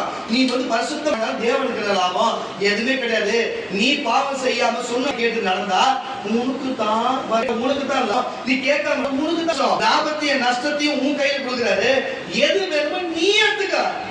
புரியுதா இல்லையா? நீங்க பாத்திரம் வைக்காம தேவனுக்கு ஜெபிக்காம தீர்க்கதரிசிகிட்ட கேட்காம போய் செய்தாதான் நீங்க நஷ்டத்தை அனுபவிச்சீங்க. அது உன் கையில இருக்குது. நீ கேட்டு தேவன் பார்த்து உன் அஸ்திவாரத்தை தேவன் மேல போட்டு வச்சிருந்தா உனக்கு தான் கொடுத்திருப்பாரு லாபத்தை. புரியுதா இல்லையா? லாபத்தை கெடுத்துக்கொண்டு நஷ்டமாக்குறது யாரால? உங்களால்தான். தேவனுக்கு இதுல எந்த லாபமும் கிடையாது, நஷ்டமும் கிடையாது. நீங்க ஒரு ஊழியக்காரியா இருக்கணும், நீ ஒரு ஊழியக்காரனா இருக்கணும்ன்றதுதான் உனக்கு பரலோகத்துல கிரீடத்தை கொடுக்கணுன்றதுக்காகத்தான் அவரோட வலது பசங்க நீங்க அமர்க்கிறதுக்காக தான் நினைச்சாரு. நீங்க சுவிசேஷம் சொல்லி மீட்டு நீ பரலோக ராஜ்யத்துல அவர் வலது பசங்களை அமர்க்க வேண்டும்னா நீ செய்ய, இல்லைன்னா நீ விடு, ஒன்னும் பிரச்சனை கிடையாது. யாருக்கும் எந்த லாபமும் கிடையாது. நீ செய்யணும், பக்கத்துல செய்ய போறான், அவன் அதை பெற்றுக்கொள்ள போறான். ஒரு நாள் நீ பார்க்கும்போது நம்ம செய்யல, நம்ம கத்துக்கிட்டோம், அங்க போய் நிக்கிறான்னு நினைப்பேன். இவ்வளவுதான் தவிர அந்தந்த கேட்டகரிக்கு ஏற்ற மாதிரி நீங்க பூமியில என்னென்ன காரியத்தை செய்வியோ அந்தந்த காரியத்துக்கு அங்க அப்படியே பலனா இருக்கிறது. புரிஞ்சு கொடுங்க கருத்துக்கிறேன், எச்சரித்து சொல்லுகிறேன். தயவுசெய்து புரிஞ்சு நம்ம நடக்க வேண்டும். கற்றுள்ள சங்கீதங்களின் புஸ்தகம் 15ஆம் சங்கீதம், சங்கீதங்களின் புஸ்தகம் 15ஆம் சங்கீதம் 4 வாசிக்கிறோம். ஆகாதவன் அவன் பார்வைக்கு தீர்ப்பானவன். நல்ல கேட்டுங்க. ஆகாதவன் தன் பார்வைக்கு தீர்ப்பானவன். இதற்கு பயந்தவர்களையோ, நல்ல கவனிங்க, கர்த்தருக்கு இயேசு கிறிஸ்து வார்த்தைக்கு வசனம் பயந்தவர்களோ கனம் பண்ணுகிறான். ஆணையிட்டதில் தனக்கு நஷ்டமே வரும். இதுதான் விஷயம். இதுதான் ஊழியக்காரர். நான் சொன்னது எனக்கு இதுல எந்த லாபம் நஷ்டம் எனக்கு தெரியும். ஏன் செய்யறோம்? எங்க ஆண்டவராக இயேசு கிறிஸ்துக்காக செய்யறோம். ஆண்டவராக இயேசு கிறிஸ்துக்காக செய்யறோம். உங்களுக்கு தெரியாது, எனக்கு நீங்க நம்பவும் மாட்டீங்க.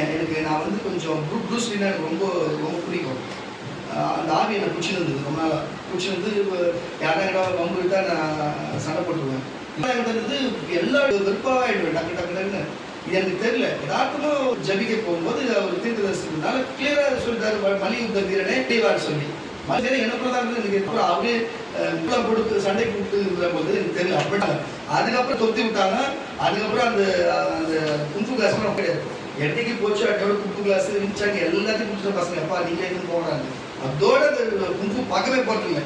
எதுக்கு இதை சொல்றேன்னா, நான் புரிஞ்சுக்கினேன் அதெல்லாம் நஷ்டத்துக்குரிய காரியம். வாழ்க்கைக்கு எடுத்து ஜெயிலுக்கு போக வேண்டிய காரியம். எந்த பிரச்சனை என்ன கொண்டு போய் நிற்க விட்டு என்ன உதவாங்க போகிறதுக்கு இவன் தான் மாட்ட போகிறதுக்கு இதுன்னு லாக்கியாக தவிர நம்ம வாழ்க்கைக்கு பிரோஜனம் கிடையாது. அதெல்லாம் நஷ்டமான காரியம். என்னைக்கு நான் அதெல்லாம் வேணாட்டு அப்பவே போனதுக்கப்புறம் எல்லாத்தையும் கொடுத்துருவேன். பயந்து கிடையாது, பயந்து இல்லை, பயந்து கிடையாது. என் ஆண்டவர் உண்மை உள்ளவர் என்னை அறிஞ்சு நான் நல்லா இருக்கணும், என் வாழ்க்கையில முன்னேறம் நல்லா இருக்கணும், அவங்க லாபமா இருக்கணும், குழந்தை நல்லா இருக்கணும் அவர் நினைச்சு இந்த விடுதலை கொடுத்தனால நான் இன்னைக்கு வரைக்கும் அந்த பழக்கமே நான் போறதே கிடையாது. இன்னைக்கு பிராக்டிஸ் கூட நான் பண்றது கிடையாது.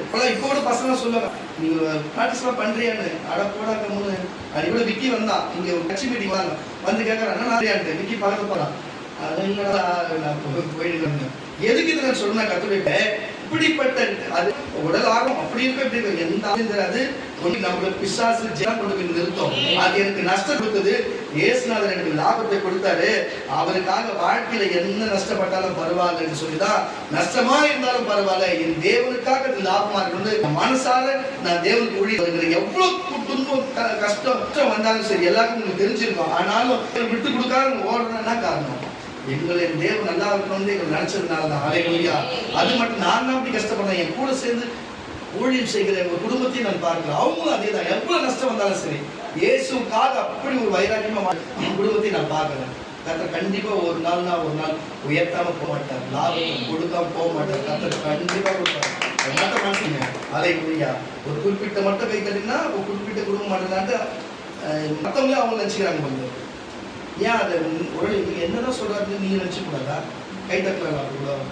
அப்போ கூட உங்களுடைய அந்த ஈகோ புத்தி இருக்குது பத்தியா? இதனாலேயே தெளிவா சொல்றேன், வேஸ்ட். நீங்க வேஸ்ட் தான். உங்களுக்கு லாபமே தான். நான் சொல்றேன் தரத்துல சொல்லுவோமா ஈகோ புத்தி தெளிவா தெரிஞ்சுக்க. நம்ம கிடையாது அப்பயே தெரிஞ்சுக்கலாம். அவ்வளவுதான். அதுதான் எப்பயும் ஆசியான வசனத்தை. ஆனாலும் அவன் பார்வைக்கு தீர்ப்பானவன் கர்த்தருக்கு பயந்தவர்களையும் கனம் பண்ணுகிறான். தனக்கு நஷ்டம் வந்தாலும் தவறாதிருக்கிறார். பணத்தை வட்டிக்கு கொடாமலும் குற்றம் இல்லாதவனுக்கு விரோதமாய் பரிதானம் வாங்காமலும் இருக்கிறார். இப்படி செய்கிறவன் என்றென்றைக்கும் அசைக்கப்படுவதில்லை. அவனுக்கு எல்லாத்தையும் கர்த்தர் லாபத்தை கொடுக்கிறவராக இருக்கிறார். நீங்க அப்படி தேவனுக்காக சில காரியத்தை பர்சனல் தனிப்பட்ட காரியத்தை இதெல்லாம் விட்டுட்டு தேவனை தேடி வராங்களோ, தேவையில்லாத வாழ்க்கை, தேவையில்லாத கஷ்டம், தேவையில்லாத கண்ணீர் தூக்கி நம்ம மேல போட்டுருந்தேன் தேவனை வச்சுங்க. வாழ்க்கையில ஏற்கனவே ஒரு குடும்பம் தான் கஷ்டப்பட்டு முதல் பொண்டாட்டி ரெண்டாவது பொண்டாட்டி நான் வாழ்றது ஏது வாழ்றது இன்னைக்கு அவதிப்படுகிறது. தேவன் கைவிட்டார். அவ்வளவுதான். நம்ம என்ன பண்ண முடியும்? என்னால முடிஞ்சவரை என்னென்ன செய்ய முடியும், என்னென்ன பண்ண முடியும் பார்த்தாரு. உண்மையா இருக்கிறவங்களுக்கு என்ன செய்யலாம், நடிக்கிறவங்களுக்கு என்ன பண்ண முடியும்? தூங்குற கூட தண்ணி தெளிச்சு தட்டி எழுப்பலாம். தூங்குறாம நடிக்கிறவங்க எழுப்பவும் முடியாது. அதனால தூங்குறாம நடிக்கிறவங்க குடும்பத்தை நம்ம என்ன பண்ண முடியும்? கர்த்தர் தான் உங்களுக்கு ஏதாவது பதில் செய்யணும். ஹல்லேலூயா. நம்மளால முடியல, கடவுள் தான் இதுக்கு அது விட்டாச்சு. ஏன்னா நடிக்கிறவங்களுக்கு ஒன்றும் பண்ண முடியாது. அதனால தான் வாழ்க்கையை தானே நஷ்டப்படுத்திக்கிறான்னு சொல்ல வருகிறேன். தேவனுக்கு ஒன்றும் பண்ண முடியாது. வாழ்க்கைக்கு காப்பாற்றும்படிக்கு லாபமாக்கும்படிக்கு எத்தனையோ ஒரு முயற்சி பண்ணி அவங்க வாழ்க்கைக்கு நல்லது செய்தா தேவன்கிட்டயே நீ நடிக்கும் பொழுது தேவன் பார்த்து தானே இருக்கிறார். உங்ககிட்ட நான் இறங்கி வந்து உங்க வாழ்க்கைக்கு நல்லது செய்ய வந்தா நீ என்கிட்டயே சபையில் நடிக்கிறியா? உன் வாழ்க்கை நடிப்பாவே போகட்டும், நீ வெளில போ, நஷ்டமே ஆகட்டும் அனுப்பிச்சு விட்டா எப்படி லாபத்தை பார்க்க முடியும்? அவன்தான் போச்சு. தயவு செய்து சொல்லுகிறேன், வீணான காரியத்தினால வீணான காரியத்துக்காக உன்னையே நீங்கள் ஏமாற்றி நடித்துக் கொண்டு தயவு செய்து அப்படி இருக்காத. அதெல்லாம் உங்களுக்கு நஷ்டம் என்று விட்டு தேவனுடைய காரியத்தை செய்யுங்க. தயவு செய்து முதல்ல ராஜ்யத்தை நீதியை தேடுங்க. யாவும் கூட கொடுக்க வேண்டிய வயசுல கொடுக்க வேண்டிய நேரத்தில் கரெக்டா கொடுப்பாரு. அதுதான் உங்களுக்கு நினைக்கும். நம்ம அவரை விட்டுட்டு மற்ற தேவை வச்சுங்க, அது நஷ்டமா தான் முடியும். அது நஷ்டமா தான் முடியும். அது மீறி அப்படி நமக்கு கிடைச்சா கூட நஷ்டம் தான் இருக்கும். அதுதான் அது இயல்பு. ஏன்னா தேவனுக்கு மீறி ஒரு காரியம் வருதுன்னா அது கண்டிப்பா பிசாசு நமக்கு அது தந்திக்கிற காரியமா தான் இருக்கும். தயவு செய்து புரிஞ்சுக்கணும். கற்றுக்கிறீங்க 1 கொரிந்தியர் புஸ்தகம் 6ஆம் அதிகாரம் 7ஆம் வசனம். 1 கொரிந்தியர் புஸ்தகம் 6ஆம் அதிகாரம் 6லிருந்து 7லிருந்து 8 வரை கொஞ்சம் வாசியம். நீங்கள் ஒருவரோடு ஒருவர் வழக்காடுகிறது, சண்டையிட்டு வழக்காடுகிறது, எவ்விதத்திலும் குற்றமாகிறது, எப்பயுமே அது குற்றம் தான். அப்படி செய்கிறதை விட அப்படி செய்ததுனால அநியாயத்தை சகிச்சு கொள்ள மாட்டீங்க. ஏன் நஷ்டத்தை ஏன் நீங்க சகிச்சு கொள்ள மாட்டீங்க? நம்ம கிறிஸ்துவ இயேசுவை பாருங்க, அன்னை தெரேசாவை பாருங்க, பாருங்க, அப்போஸ்தலனாகிய பவுலை பாருங்க. பவுல் எப்படி படித்தவர், எப்படிப்பட்ட செல்வந்தர், எப்படிப்பட்ட ஆளு. அப்படிப்பட்டவரு எல்லாத்தையும் நஷ்டம் என்று விட்டுட்டு வந்தாரா? எல்லாத்தையும் நஷ்டம் என்று விட்டுட்டு இயேசு கிட்ட வந்தாங்களா? இன்னைக்கு பிதாவின் வலது பரிசுல 7ஆம் வாரம் வரைக்கும் 7 மணிக்கு 7:30 மணிக்கு அவங்க அதிகாரம் கொடுத்திருக்கிறாங்க. உலகத்தை நஷ்டம் என்று எண்ணி தேவன் ஒருவரே, வார்த்தை ஒருவரே, இயேசு ஒருவரே லாபம் என்று வந்தாரா? அல்லேலூயா. அதான் சொல்றேன், அவருக்காக உண்மையா, சும்மா நடிப்புக்கு அல்ல, சும்மா பேருக்கு அல்ல, உண்மையா வந்தவங்க யாருமே புறமே தள்ளுகிறதே இல்லை. தயவு செய்து உண்மையா இருங்க. வரலாற்று சூழலில் இருக்கிற வரலாற்று புருஷர்கள் எல்லாருமே உண்மையா இருந்தவர்கள் தங்களுடைய காரியத்தை நஷ்டம் என்று இயேசுக்காக விட்டுவிட்டு இயேசுடைய வார்த்தையும் இயேசுவே நமக்கு லாபம் என்று வந்தவர்கள் தான். தயவு செய்து வாசிப்பார் வசனத்தை வாசி. நீங்கள் ஒருவரோடு ஒருவர் வழக்காடுகிறது, எவ்விதத்திலும் குற்றமா இருக்குது, அப்படி செய்கிறதை விட நீங்கள் ஏன் அநியாயத்தை சகித்துக் கொள்ள முடியும்? உங்களால ஏன் நஷ்டத்தை எடுத்துக்கொள்வதில்லை? வாசிங்க, புரியுதா? நான் திருப்பி அப்போ எத்தனையோ அன்னை தெரசா எவ்வளவு பொறுத்துக்கினாங்க, எவ்வளவு பிரச்சனை பண்ணும்போது அப்போஸ்தலன் பவுல் பொறுத்துனாரு, பேதுரு பொறுத்துனாரு, தோமா பொறுத்துனாரு, இயேசு அவர் சிலுவையில பொறுத்துனாரு. நீங்க மட்டும் ஏன் உங்களுக்கு பிரச்சனை நஷ்டம் வந்தா மட்டும் பொறுத்துக்க மாட்டீங்க? ஏன் பொறுத்துக்க மாட்டீங்க? தேவனை வஞ்சிக்கிறீங்க, தேவனை திட்டுறீங்க, சபை திட்டுறீங்க, உங்களை நீங்களே திட்டிக்கீங்களே. நீ தேவன்கிட்ட கேட்டியா? திருநெல்வேலி கேட்டியா? ஜெபிச்சியா? பண்ணியா? நீ எதாவது செஞ்சியா? நஷ்டம் வரும்போது மட்டும் கேட்கறியா? யார் விட்டு போது கேட்டியாங்கள? அப்படி தேவன் கேட்டா என்னையா பண்ணுவீங்க? வாசி விட்டது வந்து ஏன் நஷ்டத்தை பொறுத்து மாட்டீங்க? நீங்கள் அநியாயம் செய்கிறீங்க, நஷ்டப்படுத்துறீங்க.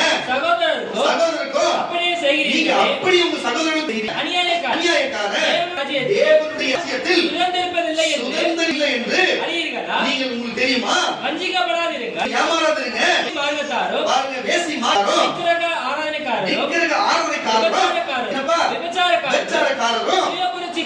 என்னப்பா சுயபுரட்சிக்காரரும், திருடரும், பொருளாசைக்காரரும், வெறியரும், நல்லா புரிஞ்சு, பொருளாசைக்காரரும், வெறியரும், உதாசீனம் பேசுறவங்களும், கொள்ளைக்காரரும் தேவனுடைய ராஜ்யத்தில் சுதந்தரிப்பதில்லை.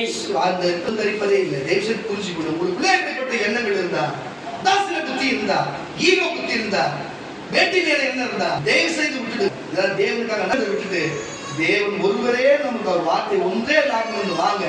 கர்த்தர் மெய்யாகவே ஆஸ்வதிக்க வல்லவராக இருக்கிறார். அல்லேலூயா. பிலிப்பியரின் புஸ்தகம் 3ஆம் அதிகாரம் 7ஆம் வசனத்திலிருந்து வாசிப்போம். ஆகிலும் எனக்கு லாபமாய் இருந்தவைகள் எல்லாம் கரங்களை தட்டி ஒரு அடியை சொல்லுங்க. என்ன சொல்றது வாசி? ஆகிலும் எனக்கு லாபமாய் இருந்தவைகள் எல்லாம் அவைகள் கிறிஸ்துவுக்கு நஷ்டம் என்று கிறிஸ்துவாக நான் நஷ்டம் என்று எண்ணினேன். இப்படி ஒரு ஊழியக்காரன் வாழ முடியுமா? இப்படி ஒரு விசுவாசி வாழ முடியுமா? கொஞ்சம் புரிஞ்சுக்கணும். வேற தான் வாசி விடுறது. அது மாத்திரமல்ல கர்த்தராகிய கிறிஸ்து இயேசுவை அறிகிற அறிவின் மேன்மையாக எல்லாவற்றையும் நஷ்டம் என்று எல்லாத்தையும் நஷ்டம் நினைக்கிறேன். நான் கிறிஸ்துவை ஆதாயப்படுத்திக் கொள்ளும்படி எனக்கென்று ஆதாயப்படுத்தி பெற்றுக் கொள்ளும்படிக்கு நியாயப்பிரமாணத்தினால் வருகிற சுயநீதி உடையவராய் இராமல் கிறிஸ்துவை பற்றும் விசுவாசத்தினாலே வருகிறதும் விசுவாசம் மூலமாய் தேவனால் நம்பிக்கையின் மூலம் தேவனால் உண்டாயிருக்கிறதுமான நீதியை உடையவனாய் இருந்து கிறிஸ்துவுக்குள் இருக்கிறேன் என்று கிறிஸ்துவுக்குள்ளே நான் இருக்கிறேன் என்று காணும்படிக்கு இப்படி நான் அவரையும் அவருடைய உயிர்த்தெழுதலின் வல்லமையையும் அவருடைய பாடுகளின் பாக்கியத்தையும் அவருடைய மரணத்துக்கு ஒப்பான மரணத்துக்குள்ளாகி எப்படியாயினும் மரித்தோரிலிருந்து எழுந்திருப்பதற்கு தகுதியாகும்படிக்கு அவருக்காக எல்லாவற்றையும் நஷ்டமென்று விட்டேன் குப்பையாக நான் எல்லாத்தையும் குப்பையாக எண்ணுகிறேன் நான் அடைந்தாயிற்று அல்லது முற்றிலும் தேறினவனானேன் என்று எண்ணாமல் கிறிஸ்து இயேசுவினால் நான் எதற்காக பிடிக்கப்பட்டேனோ அதை நான் பிடித்துக் கொள்ளும்படி உங்களே நல்லா புரிஞ்சு கொள்ளுங்க. எதுக்காக நீங்க தெரிஞ்சு கொண்டாரோ அதை நீங்க தெரிஞ்சு கொள்ளும்படி ஆசையாக அந்த ஊழியத்துக்காக தொடருகிறேன். சகோதரரே அதை பிடித்துக் கொண்டேன் என்று நான் எண்ணுகிறதில்லை. ஒன்று செய்கிறேன். மறைந்து முன்னானவைகளை நாடி வரப்போகிற காரியத்தை நாடி கிறிஸ்து இயேசுவுக்குள் தேவன் அழைத்த அழைப்பின் பந்தய பொருளுக்காக இலக்கை நோக்கி நான் தொடருகிறேன். அல்லேலூயா. ஆகையால் நம்மில் தேறினவர்கள் யாவரும் இதை யோசனை சிந்தையா இருக்க கடவோம். இந்த காரியத்திலாவது நீ வேற சிந்தையா இருந்தால் அதை தேவன் உங்களுக்கு வெளிப்படுத்துவார். அல்லேலூயா. தெளிவான சிந்தை உள்ளவர்களாய் எந்த இலக்கை நோக்கி வந்தோமோ, எந்த பாவமணிப்பு பரலோக நித்தியத்தை பெற்றுக்கொண்டு எல்லாரோடும் சமாதானமாய் இருந்து எல்லாரோடும் இருக்க வேண்டும் என்று உலகத்தின் லாபத்தை விட்டு விடுங்க. எல்லாமே தேவன் கொடுக்கிற அவர் பாத்திர வச்சு அவர் கொடுக்கிற லாபத்துக்கு கொடுக்கும் சொன்னா உலகத்துல எந்த மனுஷனோ எந்த பிசாசோ நமக்கு தேவன் கொடுக்கிற லாபத்தை ஒரு நாள் நஷ்டப்படுத்த முடியாது என்பதை புரிந்து கொள்ளுங்க. ஆனா தேவன்கிட்ட சொல்லாமல் நமக்கு வருகிற லாபம் அது விசுவாசத்தினாலே நம்ம விசுவாசத்தை கேட்க யாவுமே நமக்கு பாவமா இருக்கிறது வேதம் சொல்லுகிறது. நம்ம விசுவாசித்து ஜெபித்து கேட்கிறது மட்டும்தான் நம்மளோடதான் இருக்கிறது வேதம் சொல்லுகிறது. தயவு செய்து புரிந்து எப்படி இருக்கணும், எது லாபம் எது நஷ்டம். இயேசுதான் நமக்கு லாபம், வாக்கு தான் லாபம், சபை தான் லாபம். பாருங்க, பாவமன்னிப்பு, பரலோகராஜ்ய நித்திய ஜீவன் லாபம், நம்ம கீழ்ப்படிதான் லாபம், பசுவாழ்வுதான் லாபம். அவர் பாதத்துல வச்சுட்டு தொழிலோ வேலையோ எந்த காரியமும் செய்யும் பொழுது அது நமக்கு லாபமா இருக்கிறது. அவருக்கு சொல்ல சபைக்கு சொல்ல ஜெபிக்காமல் செய்யணும்னு சொன்ன தன்னிச்சையா அவன் இறுதியிலே நஷ்டத்தில் தான் இருக்கிறது. நீ உனக்கு லாபம் வேணுமா இல்ல நஷ்டம் வேணுமா? நீ பசுத்தமா இருந்தாலும் பாவியா இருந்தாலும் நீ பசுத்தமா வாழ்ந்தா தேவனுக்கு எந்த லாபமும் இல்ல, நீ பாவியா இருந்தா எந்த நஷ்டமும் கிடையாது. உன் லாபம் உனக்கு தான், உன் நஷ்டம் உனக்கு தான். நீ லாபம் வேணும்னா அதுக்கு ஏத்த மாதிரி நடந்துக்கோ, நஷ்டம் வேணும்னா நீ உனக்கு ஏத்த மாதிரி நடந்துக்கோ. உன் கையிலேயே அது அவரு தான் இருக்காரு. நானும் உங்களுக்கு நான் சொல்றேன், கையில இருக்கிறேன். நீ ஊழிய செஞ்சா செய்யலாம், சுவிசேஷம் சொன்னா சொல்லலாம். ஆனா சுவிசேஷம் சொன்ன என்ன நடக்கும், சுவிசேஷம் சொல்ல என்ன நடக்கிறது நான் தெளிவா உங்களுக்கு சொல்லிட்டேன். மீதி இருக்கிற காரியத்தை கர்த்தரே உங்களுக்கு பார்த்துப்பார். அதனால உங்களுக்கு லாபமாக தான் நீங்க நல்லா இருக்கணும் என்று நான் நினைக்கிறேன். அதுக்காக நான் விசுவாசம் ஜெபிக்கிறேன். அதுக்கு தகுதியாய் பாத்திரமா நீங்க இருப்பேன்னு சொன்னா இந்த வார்த்தையும் இந்த ஜெபமும் உங்களுக்கு படிக்கும். இந்த வார்த்தை நன்மையா இருக்கும். விசுவாசிக்கிறவர்களை எழுந்து